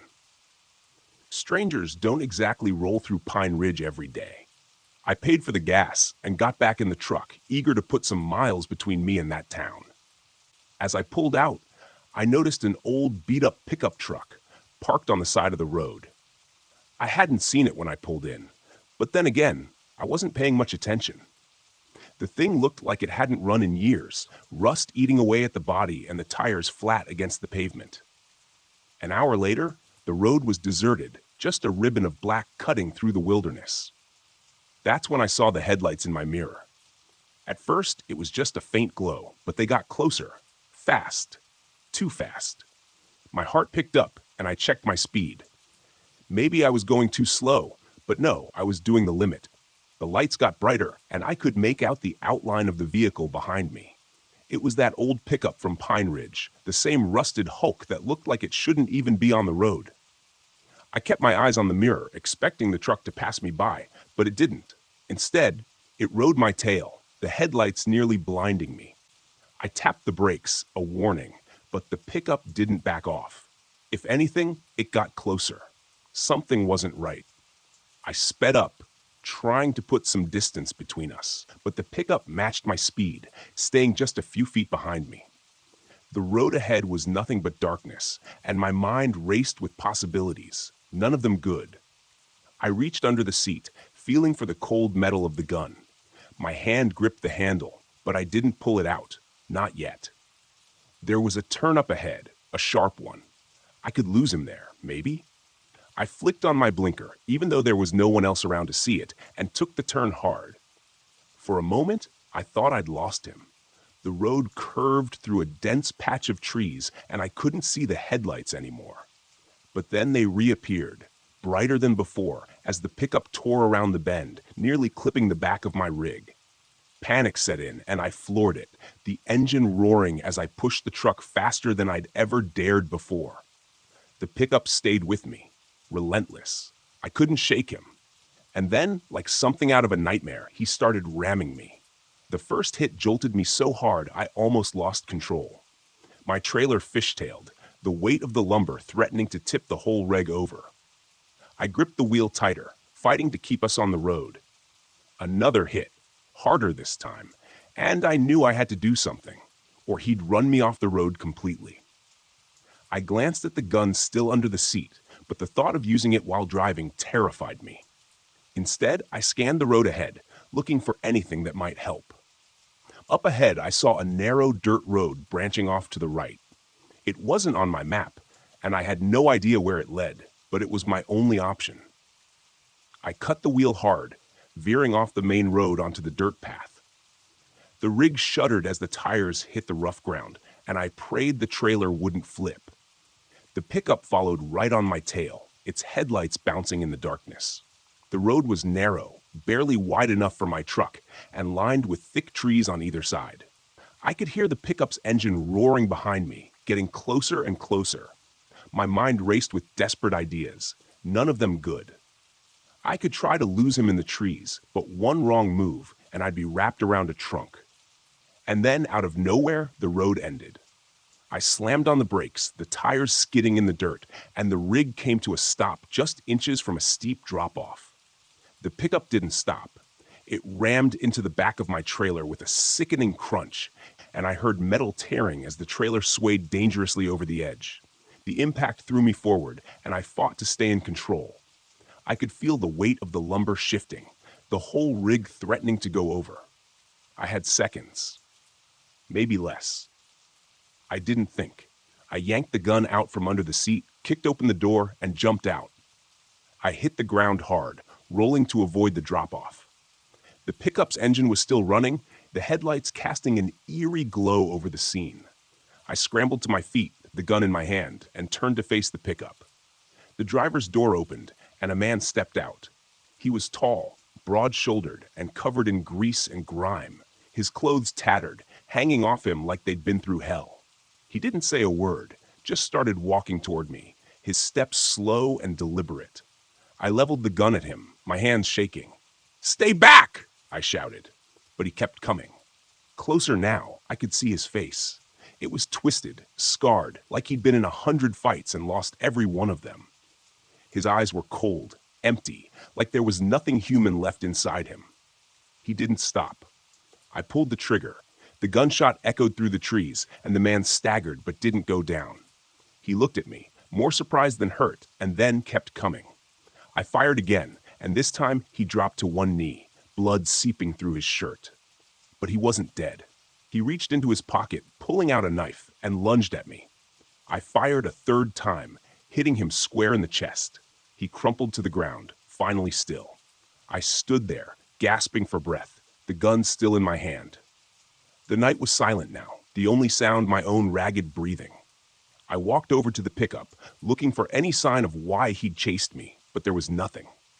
The cab was empty, no ID, no belongings, just a truck that shouldn't have been running. I looked back at the man, his body lying lifeless on the ground. There was no question he was dead. I had the gun, the spent shells, and his blood on my hands. This wasn't something I could just drive away from. But as I stood there, I realized something else. The rig was teetering on the edge, the weight of the lumber pulling it closer to the drop-off. I ran back to it, climbed inside, and slowly, carefully backed it away from the edge. Once I was clear, I drove back to the main road, my heart still pounding. I didn't stop until I reached the next town, where I found a diner that was still open. I sat in a booth, the gun hidden in my jacket, and ordered a coffee. The waitress gave me a strange look, but didn't say anything. I didn't tell anyone about what happened, not even the cops. When they eventually found the man's body a few days later, the newspapers called it a tragic accident. An unidentified man found dead in the woods. They never connected it to me, and I never offered up any information. I finished my coffee, paid the bill, and got back on the road. The sun was starting to rise, and I had miles to go before my next stop. As I drove, I tried not to think about the man or why he'd come after me. It didn't matter now. He was dead, and I was still alive. That was enough.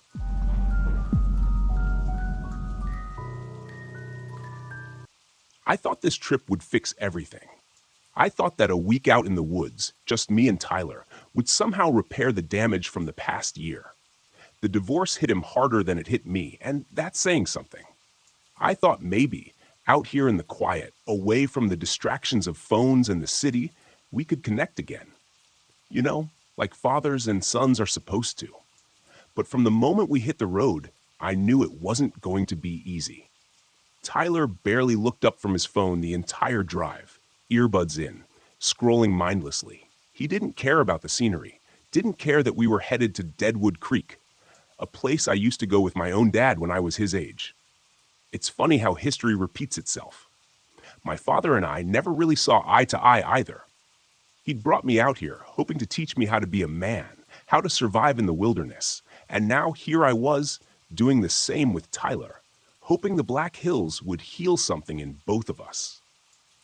I glanced at him as we pulled into the campground. He didn't even notice the tall, dark pines surrounding us, swaying lightly in the wind. A dense fog had settled over the creek, and the sound of water trickling nearby was the only noise besides the RV's engine. It felt different than I remembered, more isolated, lonelier. "This is it," I said, more to myself than to Tyler. "Cool," he mumbled, still scrolling, not even looking up. I sighed, cutting the engine. After we set up camp, I suggested a short hike to check out the creek. Tyler grumbled but followed me. The trail was just as I remembered, narrow, winding through the trees, with the creek gurgling beside us. There was something peaceful about it, but also something off. The further we went, the heavier the air felt, like the forest was watching us. We reached the creek's edge, where the water ran fast over the rocks. I crouched down, letting the cool water run over my hand. "This place used to be full of miners back in the gold rush days," I said, trying to make conversation. "A lot of people came out here looking to strike it rich. Some of them didn't make it out." Tyler shrugged. "I guess," he said. I stood up and brushed off my hands. Frustrated. "You know, you could try enjoying this." He looked up from his phone for the first time and scowled. "I didn't ask to come here." I bit my tongue, holding back the argument that wanted to burst out. "Let's head back to camp." As we turned to leave, something flickered in my peripheral vision. I stopped, squinting through the trees. There, just at the edge of the clearing, a dim light floated in the distance. It flickered like a lantern, swaying in the wind. "Did you see that?" I asked, pointing toward the trees. Tyler glanced up, following my gaze. "What? That light?" It was gone. I blinked, rubbing my eyes. Maybe I'd imagined it. The fog had thickened while we were by the creek, and the woods were growing darker. Never mind, let's go. The first night was when things started getting weird. Tyler and I had retreated to the RV after dinner. He was predictably glued to his phone while I tried to read a book, but the quiet gnawed at me. The stillness outside felt oppressive rather than peaceful. The wind had picked up, and the pines swayed ominously against the backdrop of the night. Then I heard it. At first, I thought it was just the wind, a soft, barely there sound like whispers carried on the breeze. But as I listened, it grew more distinct. Not the wind, voices, faint, disembodied voices murmuring just outside the RV. "Did you hear that?" I asked, sitting up straighter. "What?" Tyler didn't even look up. "The voices outside." Tyler pulled out one of his earbuds, frowning. "What are you talking about?" I stood up and went to the window, peering out into the darkness. Nothing but fog and trees. But I could still hear the whispers just at the edge of hearing, like they were coming from the creek. I shook my head. Probably just the wind. Tyler rolled his eyes and went back to his phone, but something about those whispers unsettled me. That night as I lay in bed, I couldn't shake the feeling that we weren't alone. The next morning, the air felt even heavier. Tyler was still distant, sulking around camp, so I suggested another hike, hoping it would clear the tension between us. He reluctantly agreed, and we set off down the trail again, heading back toward the creek. But this time, the unease I'd felt the day before was stronger. Every rustle in the trees, every crack of a branch set me on edge. As we walked, I couldn't help but glance over my shoulder. The feeling of being watched was constant now, like eyes were following us from the shadows. Then I saw it again. The light. This time it was brighter, flickering between the trees ahead of us, moving slowly, like a lantern being carried by an unseen hand. "There it is," I whispered, grabbing Tyler's arm. "Do you see it?" He stopped, frowning. "What? What are you talking about?" The light flickered in and out, growing dimmer before vanishing completely. I took a step forward, but Tyler grabbed my arm. "Dad, let's just go back." I wanted to argue, but the look on his face, the fear in his eyes, stopped me. Truth be told, I was scared too. "Yeah, let's go." That night, the footsteps started. It was late, maybe past midnight, and I just managed to drift off when I heard them. Slow, deliberate steps crunching on the gravel outside the RV. At first, I thought it was just an animal, maybe a deer or something, but the steps were too heavy, too purposeful. I lay there, holding my breath, listening as the footsteps circled the RV. They stopped by the window, then moved to the door. Tyler stirred in his sleep, but didn't wake. I slipped out of bed and grabbed the flashlight. My heart pounded in my chest as I crept toward the window, slowly pulling back the curtain. The beam of my flashlight cut through the darkness, and there, just at the edge of the light, stood a figure.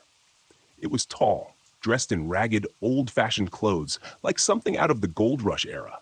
A wide-brimmed hat covered most of its face, but I could see the gleam of a lantern hanging from its hand. The figure stood perfectly still, just watching the RV.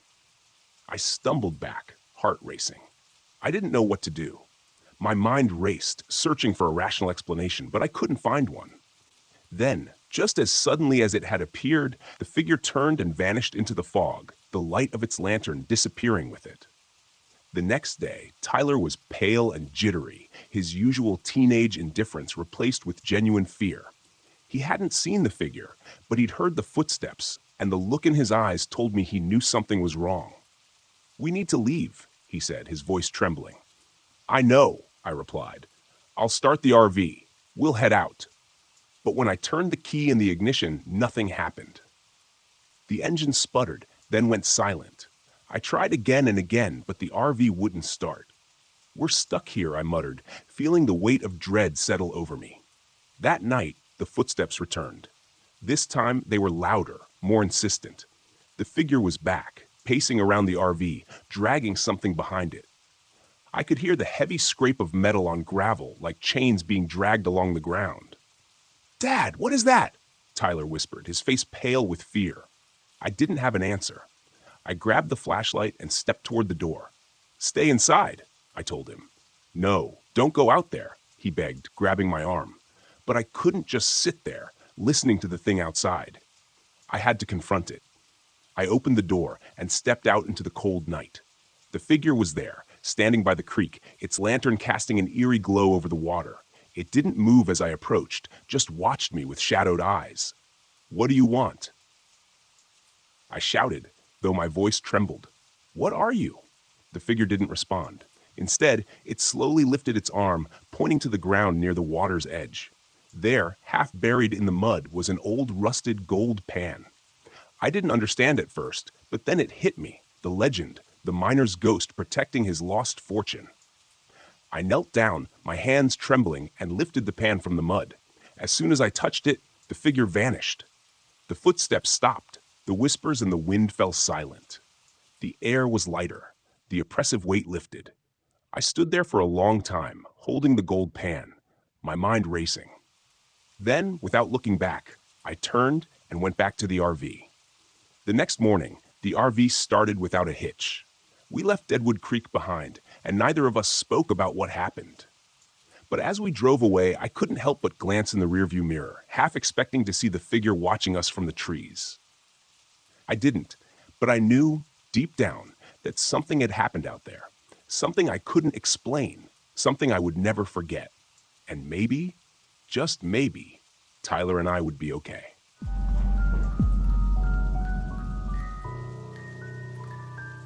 I didn't believe in ghosts.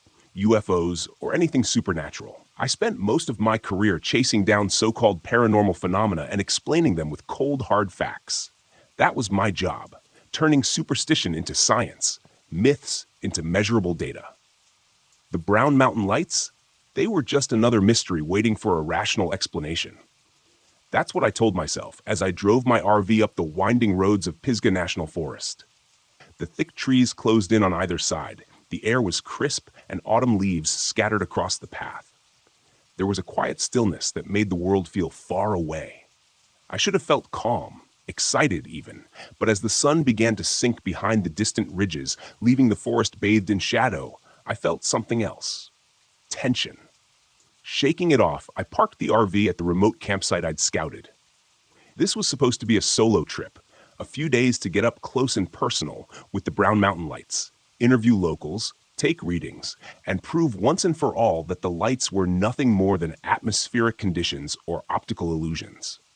I had all the gear I'd need: high-resolution cameras, thermal scanners, EMF detectors, the works.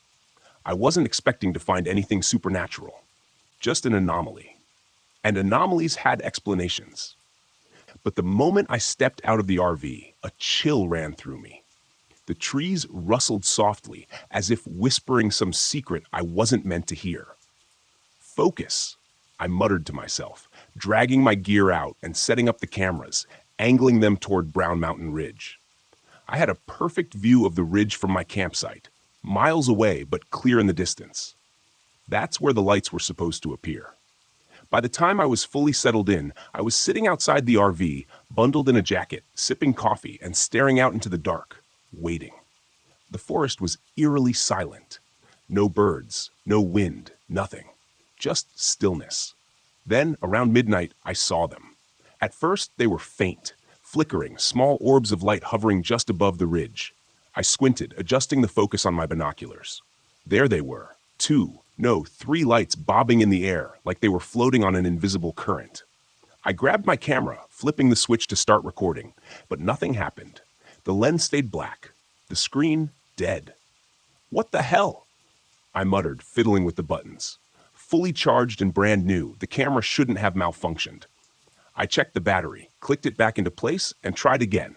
Still nothing. Frustration surged through me. This was exactly what I'd come here for. The lights, right there in front of me. And I couldn't even capture them. I stood up, grabbing my thermal scanner, but when I flipped it on, the screen flickered, then went dark. "Come on," I whispered, trying to stay calm. The gear wasn't cheap, and none of it should have been failing, but it was, piece by piece. The lights danced on the ridge, growing brighter, closer. My heart raced. I wasn't scared, I told myself. I was just annoyed. The logical part of my brain struggled to make sense of it. Maybe the electronics were glitching because of interference, some kind of electromagnetic field or something. I took a deep breath, trying to settle my nerves. But the lights, those strange pulsing orbs, kept moving, almost as if they were drifting toward me. The air turned cold. So cold that I could see my breath misting in front of my face. A thin layer of frost started forming on the ground, on the RV windows, on my gear. I pulled my jacket tighter around me, my hands beginning to stiffen in the chill. It didn't make sense. The weather forecast had called for a cool night, but nothing like this. I checked my phone's temperature app. 30 degrees heaters? Impossible. I glanced at my surroundings, feeling the silence close in around me. Then I noticed the lights were no longer on the ridge. They were much closer now, floating just above the treetops, flickering like distant fireflies, but larger. Too large. I watched, heart pounding, as they bobbed and weaved. Their glow cast long shadows on the ground. I pulled out my phone to take a video. The screen flashed, then went black. It wouldn't turn on. Frustration boiled over.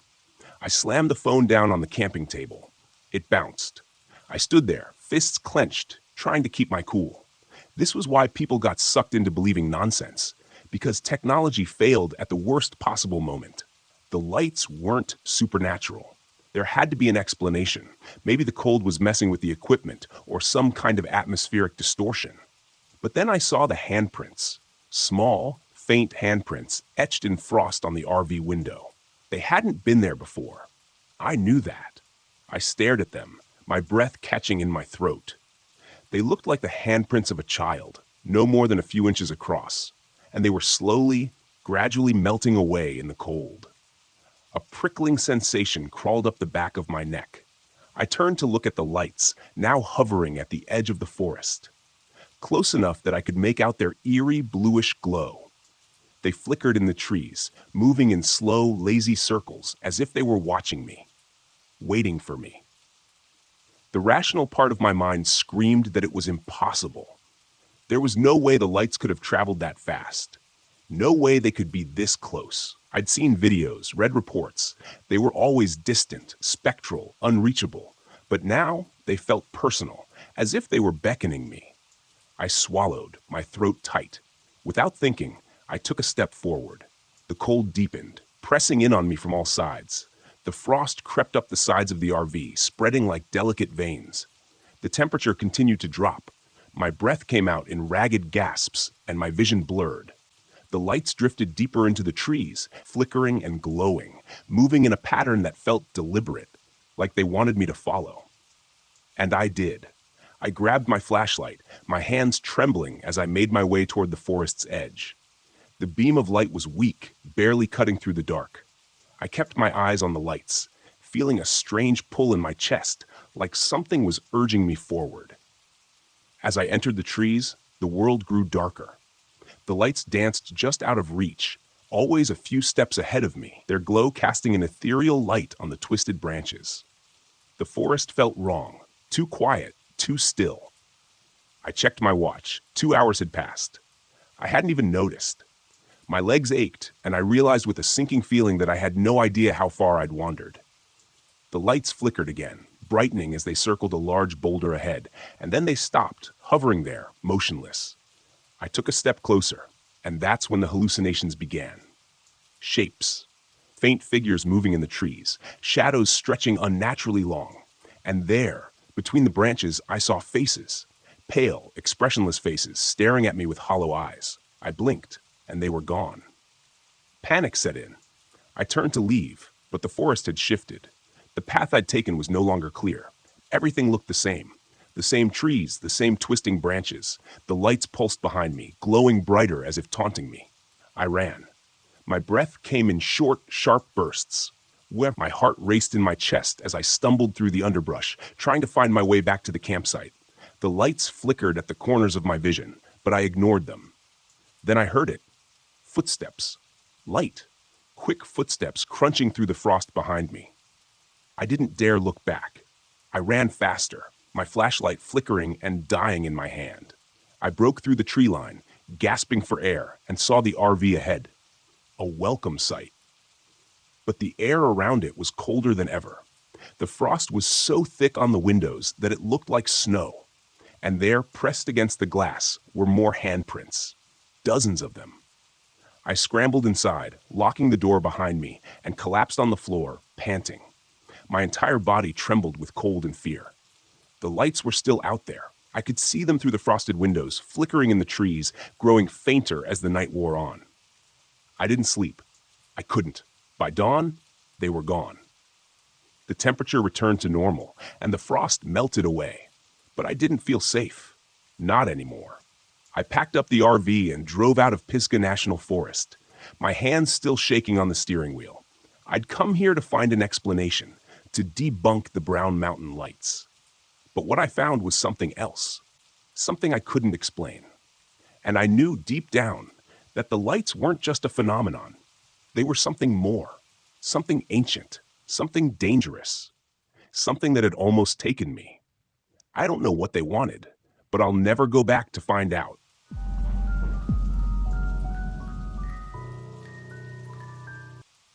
I was halfway up Blackwater Ridge when Glenn warned me about the lights. His bait shop was the last stop before the mountain trail turned into pure wilderness, and I dropped in for some extra firewood. He was standing behind the counter, leaning on his elbows, watching me load up my supplies. His words hung in the air long after they left his mouth. "People get lost up there," he said, his voice low and cautious. "You hear the stories?" I zipped up my jacket and shook my head. What stories? About the lights. They show up when the sun goes down, start flickering in the trees like they're leading you somewhere. But you follow them. You don't come back. I should have known better than to brush him off. I should have asked more questions. But the truth was, I didn't care. I wasn't here for ghost stories or local superstitions. I was here to clear my head after everything that had happened with Ryan, the breakup, the endless nights of replaying every argument in my head. I needed this time away from the world. Just me and my RV parked in the middle of nowhere. Blackwater Ridge had seemed perfect, a remote place where no one could find me, and more importantly, where I wouldn't be tempted to find anyone. "I'll be fine," I told Glenn, trying to smile, but his eyes were serious, unblinking. "Just watch yourself," he said, handing me a small pouch as I paid for the wood. "Keep this with you.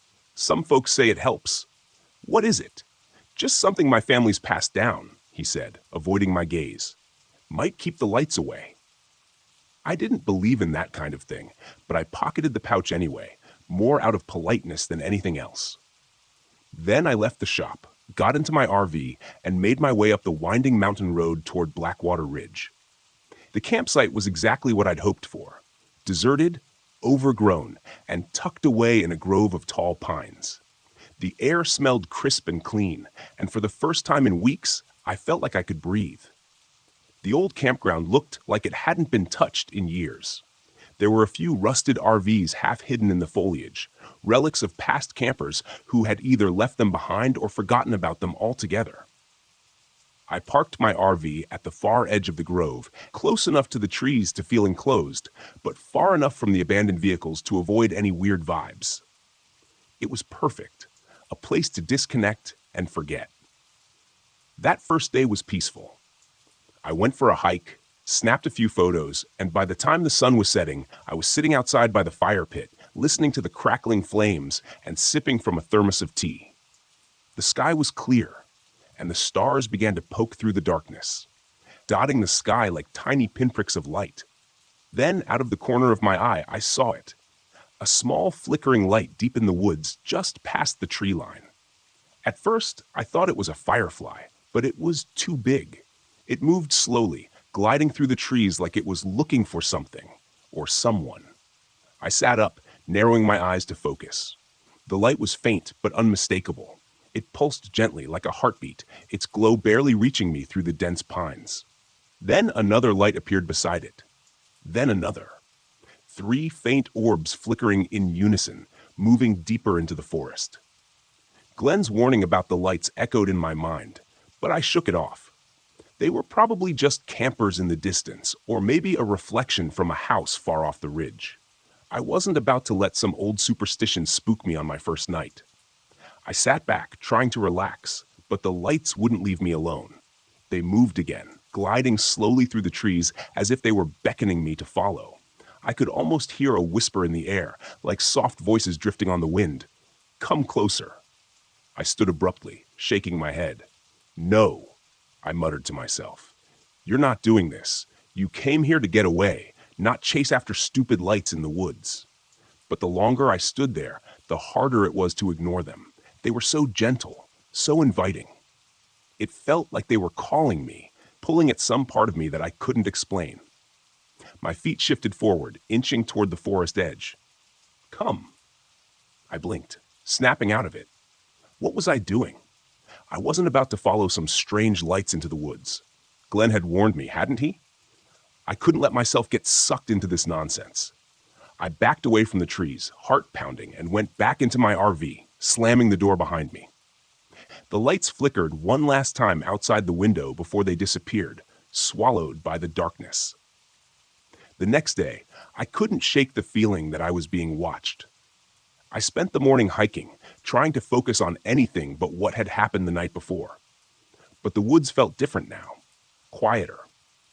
The usual sounds of birds and rustling leaves had faded, replaced by a stillness that pressed in on me.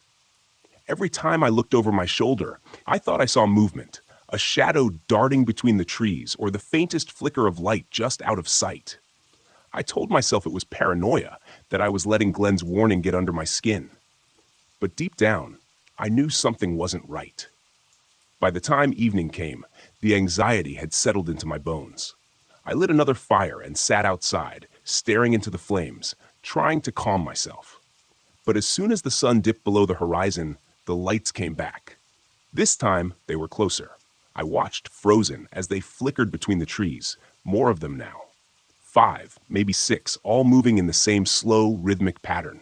They circled the edge of the campground, their glow soft but persistent. I felt that same pull again, stronger this time, like invisible hands reaching out to me. Come. The whispers were clearer now, louder. They filled my ears, my mind, drowning out everything else. It sounded like his voice, Ryan. His soft, pleading tone asking me to come closer, to follow. I stood, my body moving of its own accord. It wasn't just curiosity anymore. It was need. I needed to know what these lights were, where they were leading me. Maybe it was Ryan. Maybe he'd followed me, wanted to make things right. The thought was irrational, but in that moment, it made perfect sense. I took a step toward the forest, then another. My heart raced as I approached the tree line, the lights growing brighter, more vivid.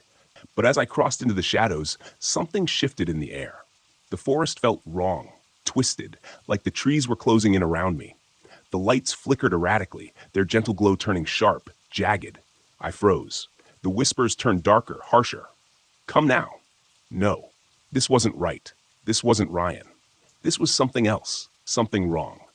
I stumbled back, panic rising in my chest. The lights surged forward, surrounding me, blinding me.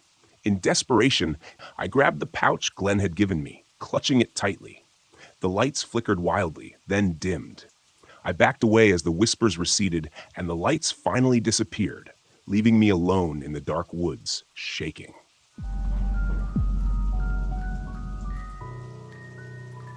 I always hated feeling tethered to anything, so when the relationship ended, I knew I had to get away. No more distractions, no more emotional baggage. I just needed a break. Crater Lake seemed perfect, beautiful, isolated, and most importantly, quiet. I packed my old RV, grabbed some hiking gear, and headed out for a long weekend of camping. I arrived late in the afternoon, the sun already beginning to set behind the towering cliffs surrounding the lake. Crater Lake was as stunning as I'd imagined. Deep blue waters so clear they reflected the sky, encircled by jagged cliffs that loomed like ancient sentinels. The park was busy enough near the main viewpoints, but I was smart. I'd found a campsite far from the crowds, tucked away near the southeastern shore where the trees were thick and the lake was quieter, almost unnervingly so. It was just what I wanted, solitude. But as I parked my RV and set up camp, a strange feeling settled over me. The wind was too still, and even though the lake was calm, there was a low hum in the air, like the whisper of something just out of earshot. I shook it off. Just nerves, I told myself. Nothing to worry about. After all, I hadn't done a solo trip like this since before I met Sarah. The memories tugged at me, but I pushed them away.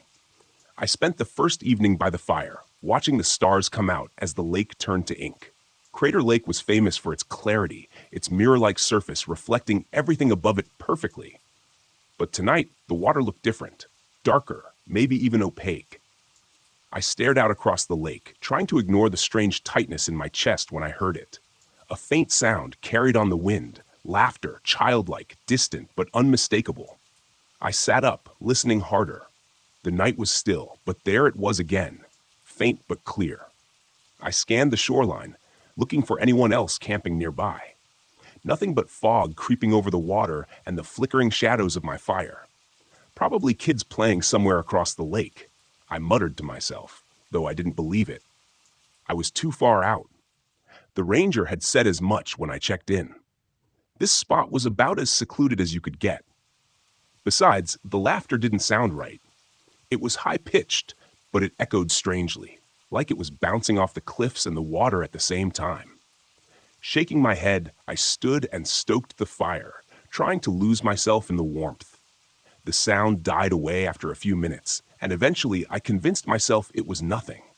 Just the wind, or maybe my tired mind playing tricks on me. It had been a long drive, after all. I crawled into the RV that night, settling in for what I hoped would be a peaceful sleep, but the unease stayed with me. clinging to my mind like the fog that now blanketed the campsite.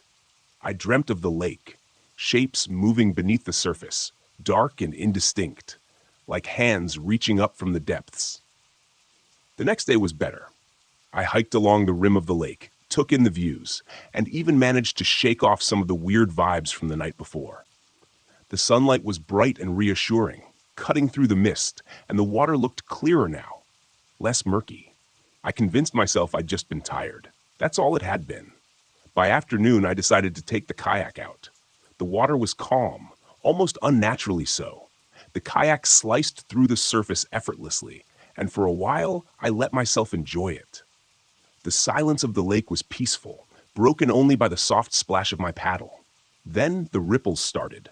At first, they were small, nothing more than the gentle rocking of water disturbed by a fish, maybe. But as I moved farther out, the ripples became more pronounced. They seemed to come from nowhere, disturbing the otherwise glassy surface of the lake. I stopped paddling, staring at the water, trying to figure out where they were coming from.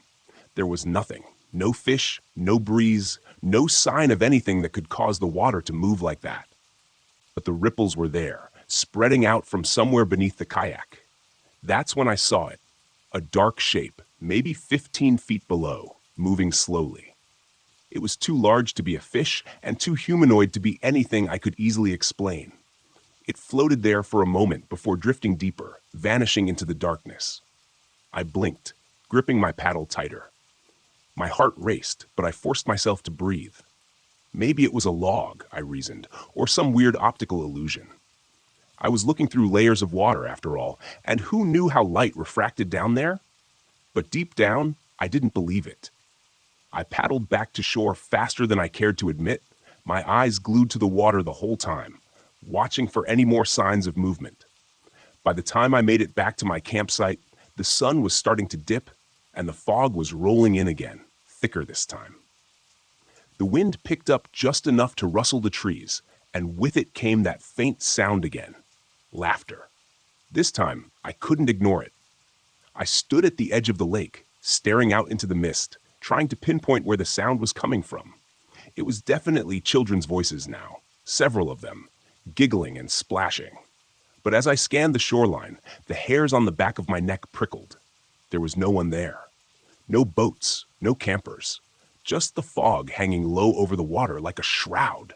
I swallowed hard, my mouth suddenly dry. I should have packed up right then, driven away, and never looked back. But I stayed. Stupid, I know. I told myself there had to be an explanation. Crater Lake had its fair share of myths and legends, but I didn't believe in that stuff. I'd never been the superstitious type. Then I saw them, just shadows at first. Small figures standing at the water's edge, half obscured by the fog. They didn't move, just stood there, watching. They were small, like children, but their outlines were blurred, indistinct. I blinked, trying to focus, and in that split second, they were gone. I stepped back from the shore, my heart hammering in my chest. I wasn't seeing things. They were there. I'd seen them. A cold chill washed over me as the wind died, leaving the air deathly still. The whispers started again, faint and melodic, drifting across the water. But this time, they were louder, closer. I backed toward the RV, glancing over my shoulder, half expecting to see those figures standing behind me. Nothing. I fumbled with the RV door, slamming it shut behind me and locking it. My hands were shaking, my mind racing. I sat there in the dim light, listening. The whispers grew louder, like they were pressing in on me from all sides. It was as if the voices were coming from the lake itself, echoing relentlessly. I closed my eyes, trying to block it out, but it didn't stop. The sound seeped into my mind, becoming clearer, more distinct. I could hear the splashing of water and the soft giggles turning into cries. It was children drowning, calling for help. I could hear their little hands slapping against the surface of the water, their desperate gasps for air. My breath hitched, panic rising in my chest. I had to get out of here. I threw my gear into the RV, not caring about the mess, as I reached for the ignition. The RV's lights flickered and died. The engine wouldn't turn over. I cursed under my breath, frantically trying the key again and again. Nothing. Outside, the whispers grew louder, I could hear the faint tapping now, soft knocks against the RV windows. My blood ran cold as I turned. Handprints, small, wet handprints, appeared on the windows, slowly sliding down the glass. The whispers turned into cries. The tapping grew more frantic, louder, as if they were trying to get in, trying to pull me out to the water. I backed away, my mind spinning, trying to figure out what the hell was happening. The air inside the RV felt suffocating, thick with dread. Then I heard it, splashing, close, right outside, like something was struggling in the water. Without thinking, I rushed to the door, flinging it open. The fog was so thick now I could barely see a few feet in front of me, but I could hear the cries for help, the child's voice desperate, calling for me. Help me. Please. My legs carried me toward the lake before my brain could catch up. The water lapped softly at the shore. The cries were louder, more desperate. I could see something out there, flailing in the shallows, a small figure, arms reaching up, struggling against the current. I was almost at the water's edge when the fog shifted just enough for me to see it clearly. The child was translucent, its skin pale and waterlogged. Its eyes were wide, empty sockets. Its mouth was open in a silent scream as it reached for me. Wet, skeletal hands clawed at the water, pulling it closer to me. I stumbled back, my breath caught in my throat. It wasn't real. It couldn't be real. The figure stopped struggling, its head tilting to one side as if studying me. Then it smiled, a cold, unnatural smile that chilled me to my core. I ran, my feet pounding the earth as I raced back to the RV. The laughter faded into the distance, echoing through the fog. I slammed the door behind me, locking it again, collapsing to the floor, gasping for air. I didn't sleep that night. I couldn't. The whispers, the laughter, the tapping on the windows, they didn't stop until dawn. When the sun finally broke through the fog, I packed up and drove away without looking back. I didn't care that the RV was barely running or that I left half my gear behind. I just needed to get away from that lake. But even now, as I sit in the safety of my apartment, I can still hear them sometimes. The faint whispers, the splashing of water, the laughter. Crater Lake isn't as quiet as it seems, and I know they're still there, waiting.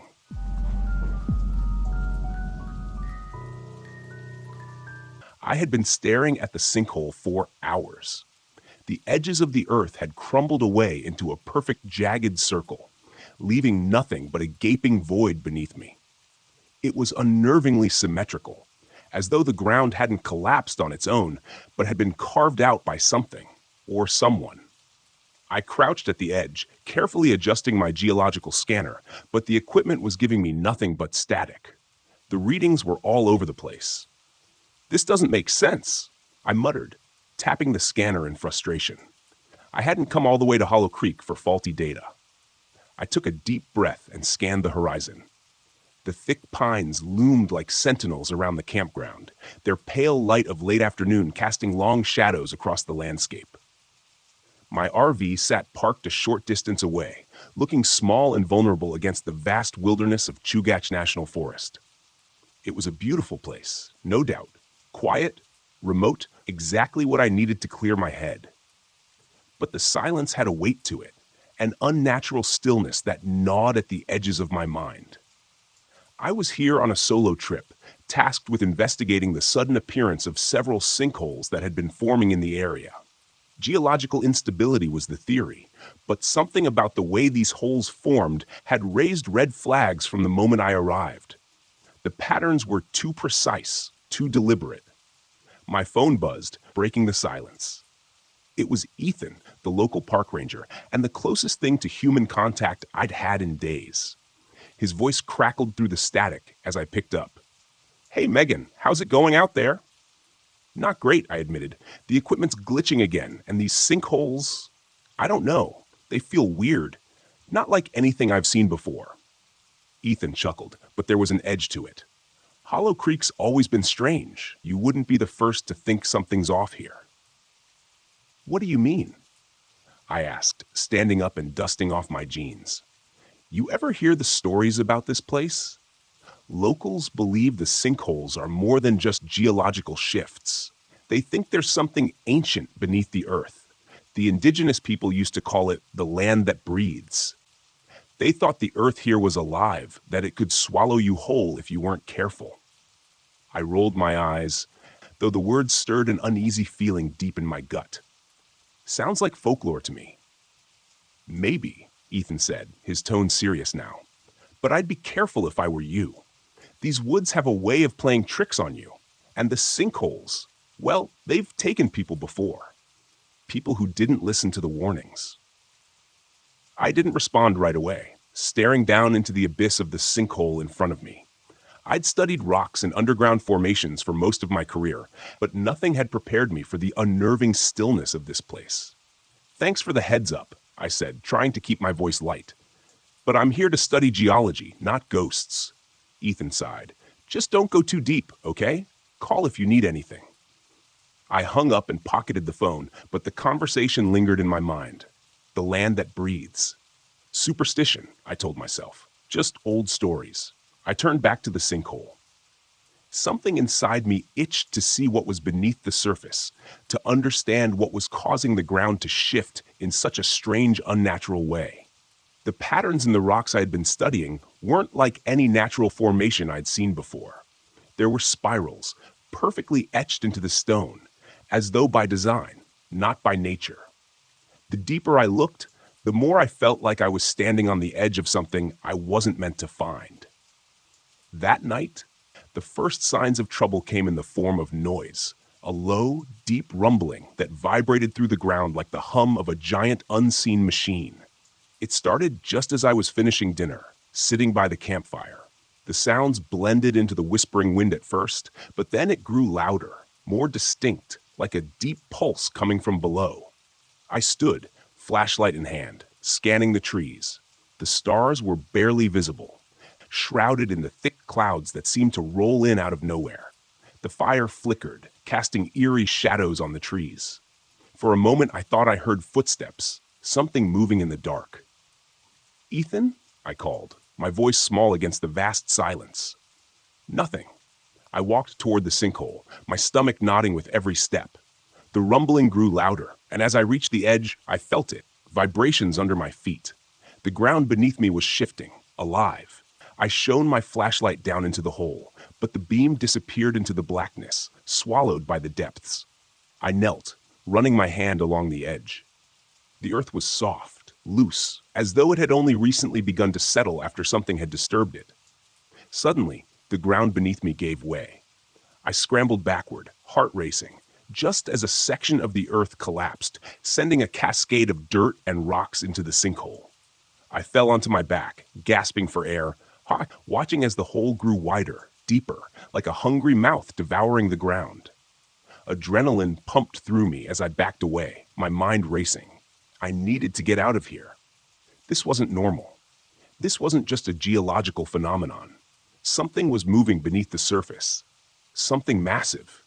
I rushed back to the RV, the flashlight beam bouncing erratically as I fumbled for the key. But as I reached the door, the ground shook again, harder this time. The sinkhole was growing fast. I had to leave now. But then a thought struck me. What if I was right? What if this was something no one had ever discovered before? If I could just capture proof, if I could document what was really happening here, my work would be revolutionary. I would be vindicated. My mind flashed back to the spirals in the rock, the patterns that had seemed too deliberate to be natural. There was something ancient beneath the earth, and I was so close. I grabbed my gear and rushed back to the edge of the sinkhole. My heart pounded in my chest as I descended carefully into the darkness, lowering myself into the opening. The air grew colder as I went deeper. The walls of the hole were damp and slick beneath my hands. After what felt like an eternity, I reached the bottom. The cavern was vast, much larger than I had anticipated. My flashlight illuminated jagged rock formations, but it was the carvings on the walls that caught my breath. Symbols, spirals etched deep into the stone. They were everywhere, ancient and deliberate. This wasn't just a natural formation. This was a structure, a temple of some kind, buried deep beneath the earth for centuries, maybe longer.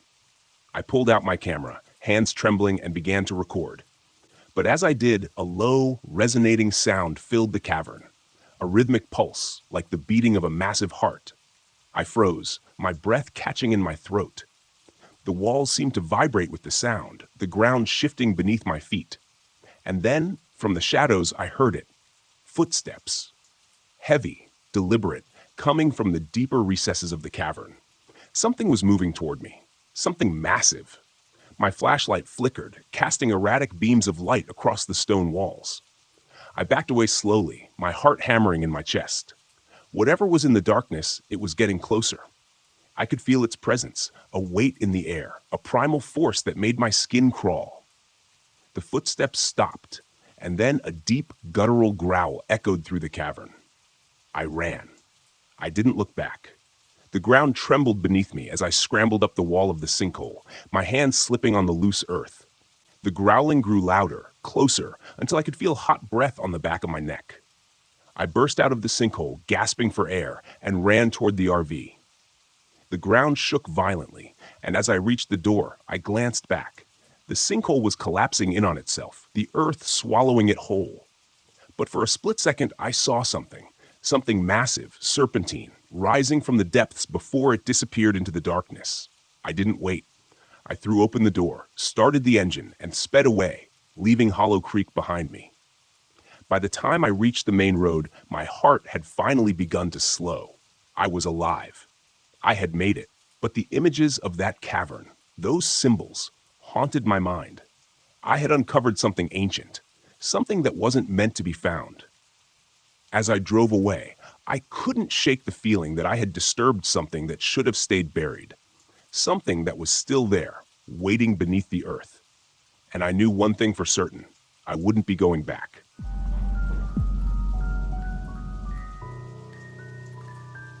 I hadn't planned on staying at Stillwater Grove. The campground wasn't even marked on my map, just a small patch of green near the edge of Shawnee National Forest. But as I drove down the empty forest road, I saw the sign, old, weathered wood with the words Stillwater Grove Campground carved into it. It felt like an invitation, one I couldn't resist. I'd been on the road for weeks, photographing wildlife for a personal project I'd picked up after quitting my job. The last few months had been a blur of long drives, lonely campsites, and an overwhelming need to be anywhere but back in the city. I didn't miss my corporate job or my ex. What I did miss was the feeling that I knew what the hell I was doing with my life. Stillwater Grove seemed perfect, quiet, isolated, and right by the lake. It would give me the break I needed, some peace before heading back into the real world. When I pulled into the campsite, the late afternoon sun cast long shadows across the grove. The air was still, the only sound being the gentle lapping of water against the shore. A single RV sat on the far side of the campground, a distant figure moving near it. Otherwise, it was just me. I parked my RV near the edge of the lake, the water glistening under the fading light. After setting up camp, I grabbed my camera and headed toward the shore, hoping to catch the sunset. As I stood there, framing the perfect shot, a voice startled me. "Beautiful, isn't it?" I turned to see a woman standing a few feet away, her face half in shadow. She had an otherworldly kind of beauty, pale skin, long dark hair, and eyes that seemed to take in everything. "Yeah," I replied, lowering my camera. "It's peaceful." She smiled. "It always is here." "I'm Ellie, by the way." "Nick," I said, shaking her outstretched hand. Her skin was cold, like she'd been standing in the shade for too long. "You camping here too?" "For a little while," she said, her voice soft. "I come here every now and then. Can't stay away." Her words sent a shiver down my spine, though I couldn't explain why. I wasn't used to talking to people much anymore. The solitude had become my comfort zone, and something about Ellie felt out of place. "You here for the fishing?" I asked, trying to make small talk. She shook her head. "No, just the lake, the quiet." We stood in silence for a moment, watching the sun sink behind the trees. The sky turned shades of pink and orange, the water reflecting the colors like a mirror. I raised my camera, snapping a few shots, and when I looked back, Ellie was gone, just like that. I glanced around, but there was no sign of her. The other RV was still parked at the far end of the grove, but there was no movement. I chalked it up to her being quick on her feet, though it left me feeling oddly unsettled. That night, I couldn't sleep. The wind had picked up, making the trees outside rustle against each other like whispered secrets. I rolled over in bed, trying to find a comfortable position, but something felt off. The RV was too cold, colder than it should have been. I checked the thermostat, but everything seemed normal. Still, the chill lingered. I grabbed a blanket and tried to force myself to sleep. That's when I heard it. A faint sound, barely audible at first, like a woman's voice carried on the wind. I sat up, listening, but it was gone. Just my imagination, I thought. Long days alone in the woods will do that to you. But then I heard it again. This time it was clearer, a soft melodic humming coming from outside. I climbed out of bed, grabbing my flashlight. My breath fogged up in the cold air as I stepped outside the RV, scanning the campsite. Nothing. Just the stillness of the lake and the trees swaying gently in the wind. But the humming persisted, coming from near the water's edge. I walked toward the shore, the beam of my flashlight dancing over the ground. And that's when I saw her. A woman in white, standing at the edge of the lake, her back to me. Her long, dark hair hung loose down her back, swaying slightly as she hummed that haunting tune. "Ellie?" I called out, my voice shaking. She didn't turn. She just stood there, motionless, her gaze fixed on the water. Something about the way she stood, so still, so rigid, set my nerves on edge. I took a step closer, the flashlight illuminating her pale figure. But as soon as the light touched her, she vanished. I blinked, stunned. 1 second, she'd been there, and the next, she was gone. The water rippled where she had been standing, but otherwise, the lake was empty. I backed away, my heart pounding in my chest. What the hell was that? I hurried back to the RV, locking the door behind me. My breath came in quick, shallow gasps. My hands were shaking. I didn't believe in ghosts or supernatural nonsense, but what I'd seen, it wasn't right. I had seen her. I knew I had. I spent the rest of the night wide awake, staring at the ceiling and trying to rationalize what had happened. But no matter how hard I tried, I couldn't shake the image of that woman standing by the lake. The next morning, I found Ellie near the grove, sitting by a small campfire. She smiled when she saw me, though her smile didn't quite reach her eyes. "Rough night?" she asked, as if she already knew. "Yeah," I said, sitting down across from her. "I saw something last night, a woman by the lake. I thought it was you, but she wasn't there when you got close." Ellie finished, her voice calm, too calm. "The Lady of Stillwater." "The what?" I asked, feeling a chill run through me. Ellie looked at me, her eyes dark and hollow.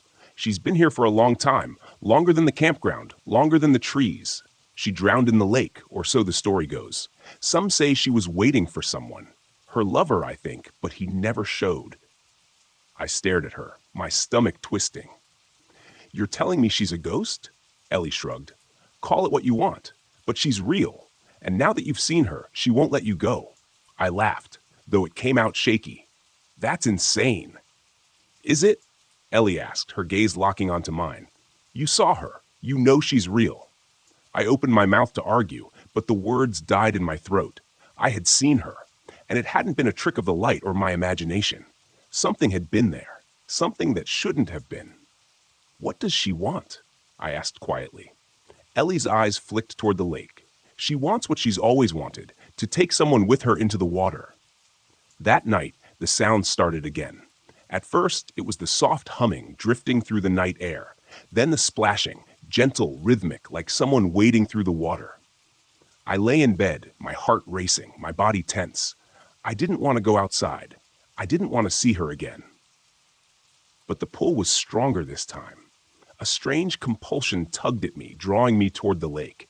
I tried to fight it, to stay in the RV, but my legs moved on their own, carrying me outside into the cold night air. The lake was calm, reflecting the pale moonlight. And there she was, standing in the water, her white dress billowing around her as if moved by an unseen current. "Come to me," she whispered, her voice soft but clear. "Please, come." I took a step forward, my body moving against my will. The water lapped at my shoes, and I could feel the cold seeping into my skin. "Come with me," she said again, her voice almost pleading now. "I've waited so long. I fought to resist, to break free from whatever force was drawing me in. But my feet kept moving, the water now up to my knees, freezing cold. I could feel the pull of the lake, the weight of the water dragging me down. Suddenly, a hand grabbed my arm, yanking me back with such force that I stumbled onto the shore. Ellie stood beside me, her face pale, her grip strong. "You have to leave," she said, her voice urgent now. "Before it's too late." I looked back at the lake, but the woman was gone. The water was still, as if nothing had happened. "What the hell is happening?" I gasped, my breath coming in shallow bursts. Ellie's expression was grim. "She's marked you now. If you stay, she'll take you. You have to go." I didn't argue. I packed up my things, my hands shaking, adrenaline coursing through my veins. Within minutes, I was back in the RV, starting the engine and pulling out of the campsite as fast as I could. As I drove away, I glanced in the rearview mirror. Ellie stood at the edge of the grove, watching me go, her face unreadable, and behind her, just barely visible in the mist, was the Lady of Stillwater, her pale eyes following me, waiting for me to return. I didn't look back again.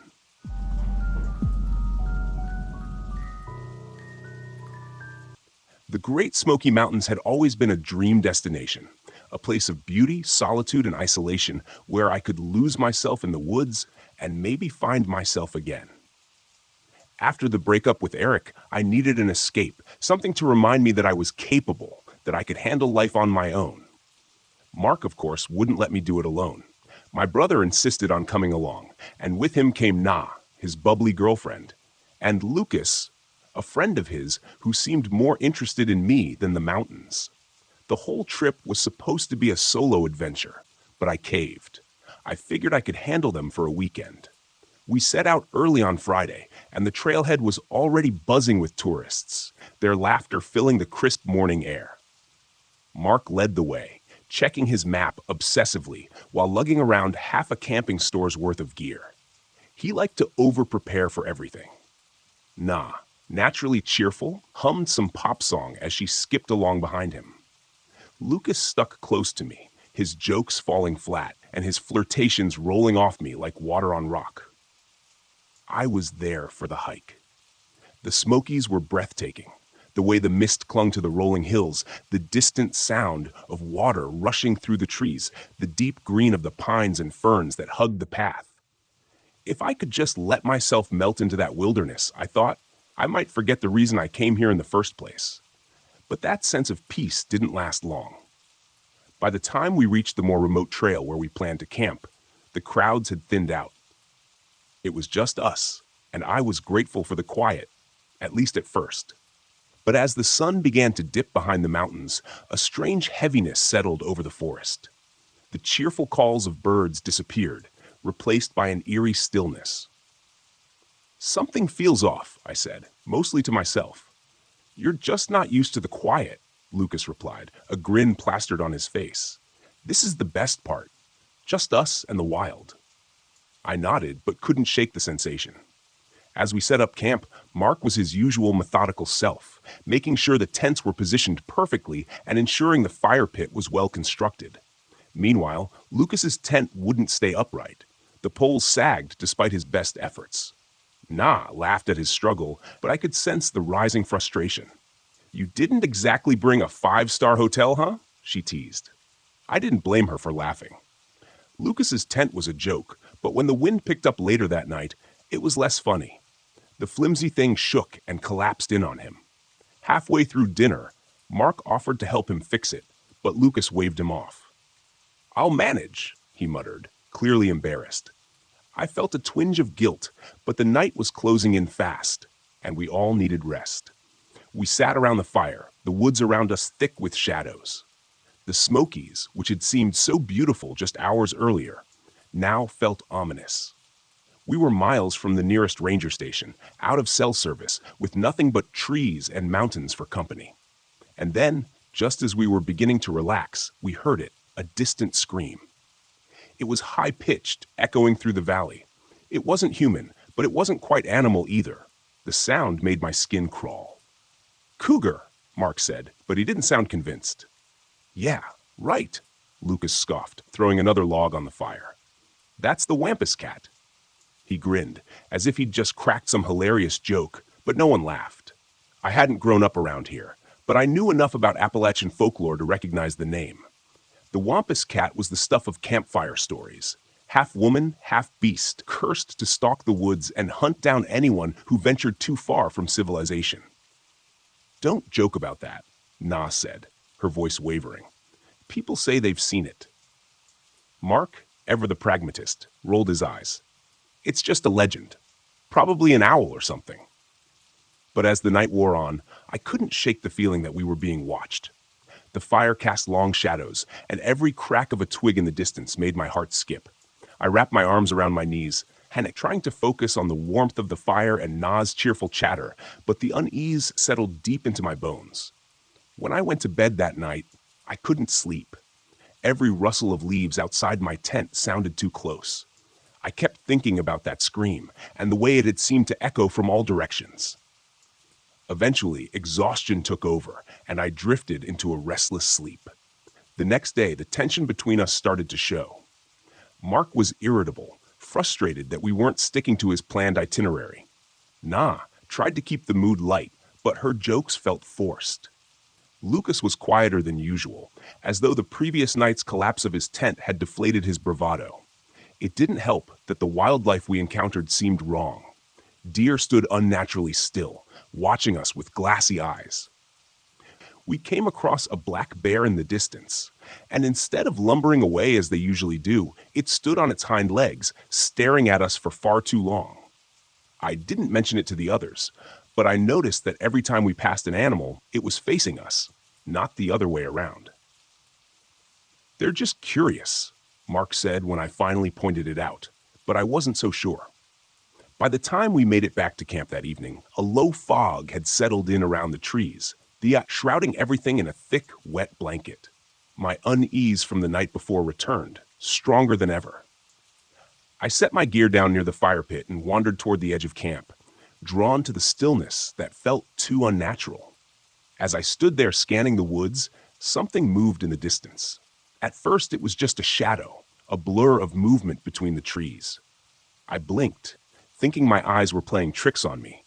But then I saw it again. Something humanoid, but not quite. It was tall, hunched, and moved with a feline grace. For a split second, I swore I saw glowing yellow eyes staring back at me from the shadows. "Hannah?" I jumped, startled by Mark's voice. "Yeah," I lied, turning back to the fire, but I kept looking over my shoulder, searching the tree line for any sign of the creature. Nothing. But I knew I hadn't imagined it. That night, the woods came alive with sound. The same scream echoed through the trees, but this time it was closer, louder. I could hear branches snapping in the distance, something big moving through the underbrush. Na woke with a start, her eyes wide with fear. "Mark," she whispered, shaking him awake. "Something's out there." Lucas sat up too, his face pale in the firelight. "It's the Wampus Cat," he said. But this time there was no humor in his voice. I glanced at Mark, hoping for some reassurance, but even he looked rattled. "We need to stay together," Mark said, his voice low and steady. "Whatever it is, it's probably just curious. Let's not provoke it." But as the night wore on, the sounds grew closer, branches breaking, heavy footsteps circling our camp. I gripped the camping knife I kept in my pack, my hands slick with sweat. The fire crackled weakly, its light barely piercing the thick fog that had rolled in again, and then it attacked. It happened so fast. 1 minute, we were huddled around the fire, and the next, something lunged from the shadows, knocking Lucas off his feet. He screamed, scrambling to get away, but the creature, whatever it was, slashed at him with claws I could barely see. Blood sprayed across the campsite, dark and viscous in the firelight. "Run!" Mark shouted, grabbing Na and pulling her toward the trail, but I couldn't move. I was frozen, staring at the thing that had attacked Lucas. It was like nothing I'd ever seen, half human, half mountain lion, its eyes glowing yellow as it crouched over him, growling low in its throat. "Hannah!" Mark yelled again, and that snapped me out of it. I ran. The four of us tore through the woods, barely able to see the trail in the thick fog. I could hear Lucas behind us, his footsteps growing fainter, his breath ragged. The Wampus cat was toying with us, letting us run, letting us think we had a chance. It let out another ear-piercing scream, and I knew it was coming for us. "We need to stop it!" I gasped, my lungs burning as I struggled to keep up with Mark and Na. "Fire!" Mark glanced back at me, his face pale with fear. "It's scared of fire." "We can't stop now," I said, but we didn't have a choice. The Wampus cat was right behind us, its footsteps growing louder, closer. I could see the glow of its eyes through the trees, the way it moved, darting between the shadows. We reached the edge of a clearing, and Mark stopped dead in his tracks. "Hannah, light it! Light everything!" I fumbled with the matches in my pack, my hands shaking. We piled everything we had, gear, clothes, food, into a makeshift bonfire and lit it. The flames roared to life, casting long shadows across the clearing. For a moment, the Wampus cat hesitated, its eyes reflecting the firelight. It circled the edge of the clearing, growling low in its throat, but it didn't come closer. We stood there, panting, watching as the creature melted back into the shadows, its eyes the last thing to disappear. We stayed there until dawn, huddled around the fire, too scared to move. Lucas never caught up. By morning, we were exhausted, bloodied, and broken, but we were alive. We never found Lucas's body. Mark didn't talk about what happened, and Na didn't speak much either. We made it back to the ranger station, where they told us we'd probably been attacked by a bear, but I knew better. The Wampus cat was real, and it was still out there, waiting for its next victim.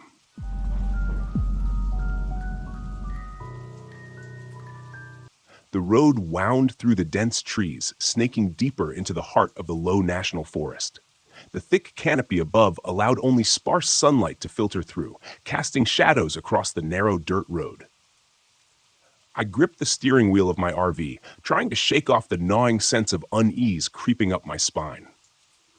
It had been 3 hours since I'd passed another vehicle. Solitude was the whole point, wasn't it? This trip was supposed to help me clear my head, to reconnect with myself after the divorce. I had spent the last few months in a fog, and this trip to Deadwood Creek was meant to be my escape. A test of independence. No ex-husband, no stress, just me in the wilderness. I needed this. At least, that's what I'd been telling myself for the past 2 weeks. Deadwood Creek Campground wasn't listed on any mainstream maps, just a blip on an obscure site for hardcore campers who sought isolation. The campground had a reputation, but that was part of the appeal. I needed remote quiet, far away from anything that reminded me of what I'd left behind. But as I pulled into the clearing, past the sign half buried in moss that read Deadwood Creek, a shiver ran through me. The place was eerily quiet, the kind of silence that makes you second-guess your decision to be alone. I parked the RV near a small, trickling creek. The only other vehicle was an old, beat-up camper a short distance away, nestled under the towering pines. It was empty. No sign of movement, no campfire. Good. I wasn't in the mood for socializing. I stepped out into the cool afternoon air and surveyed the site.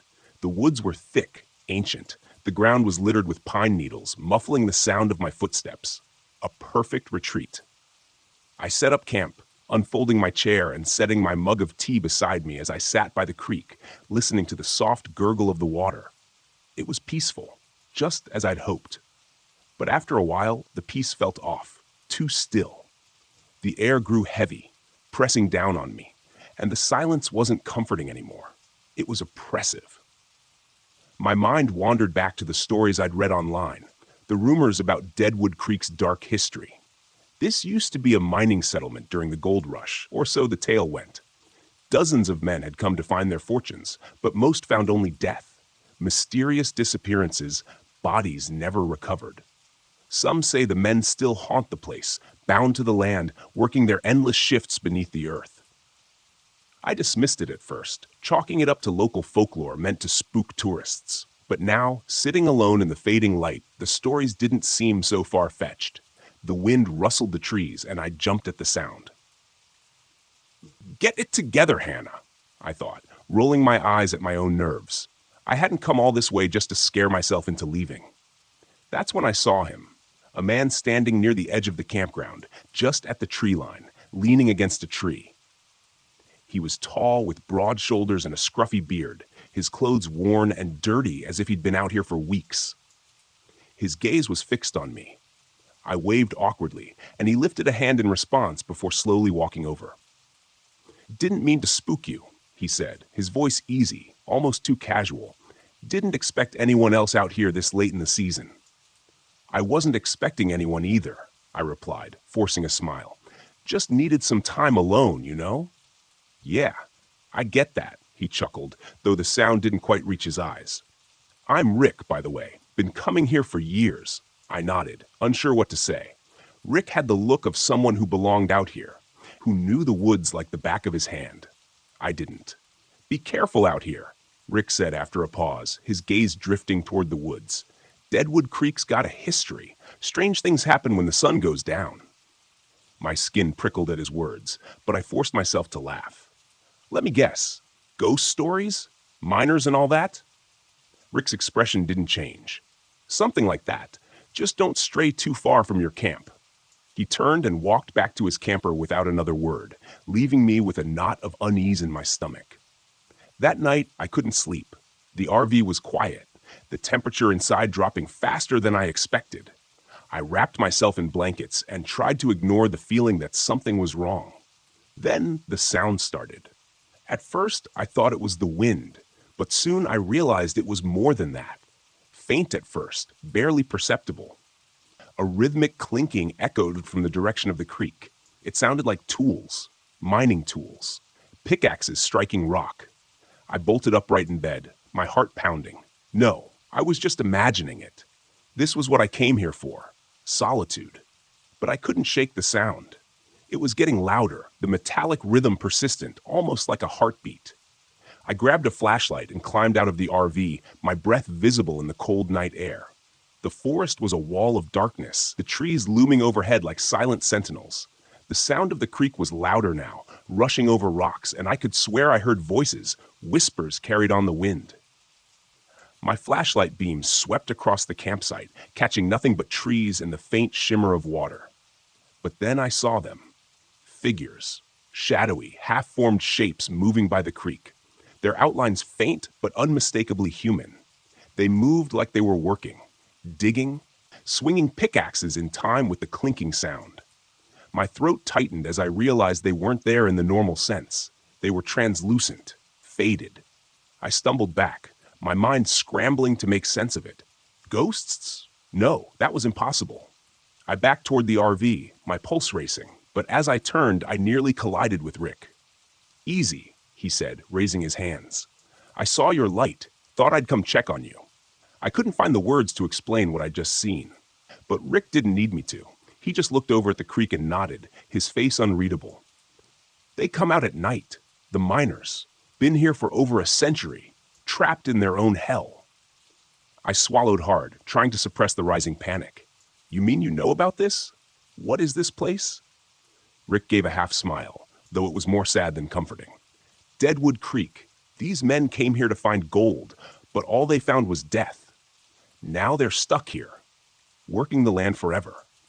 Some nights, they're just echoes. Other nights..." He trailed off, but the implication was clear. On other nights, they weren't just echoes.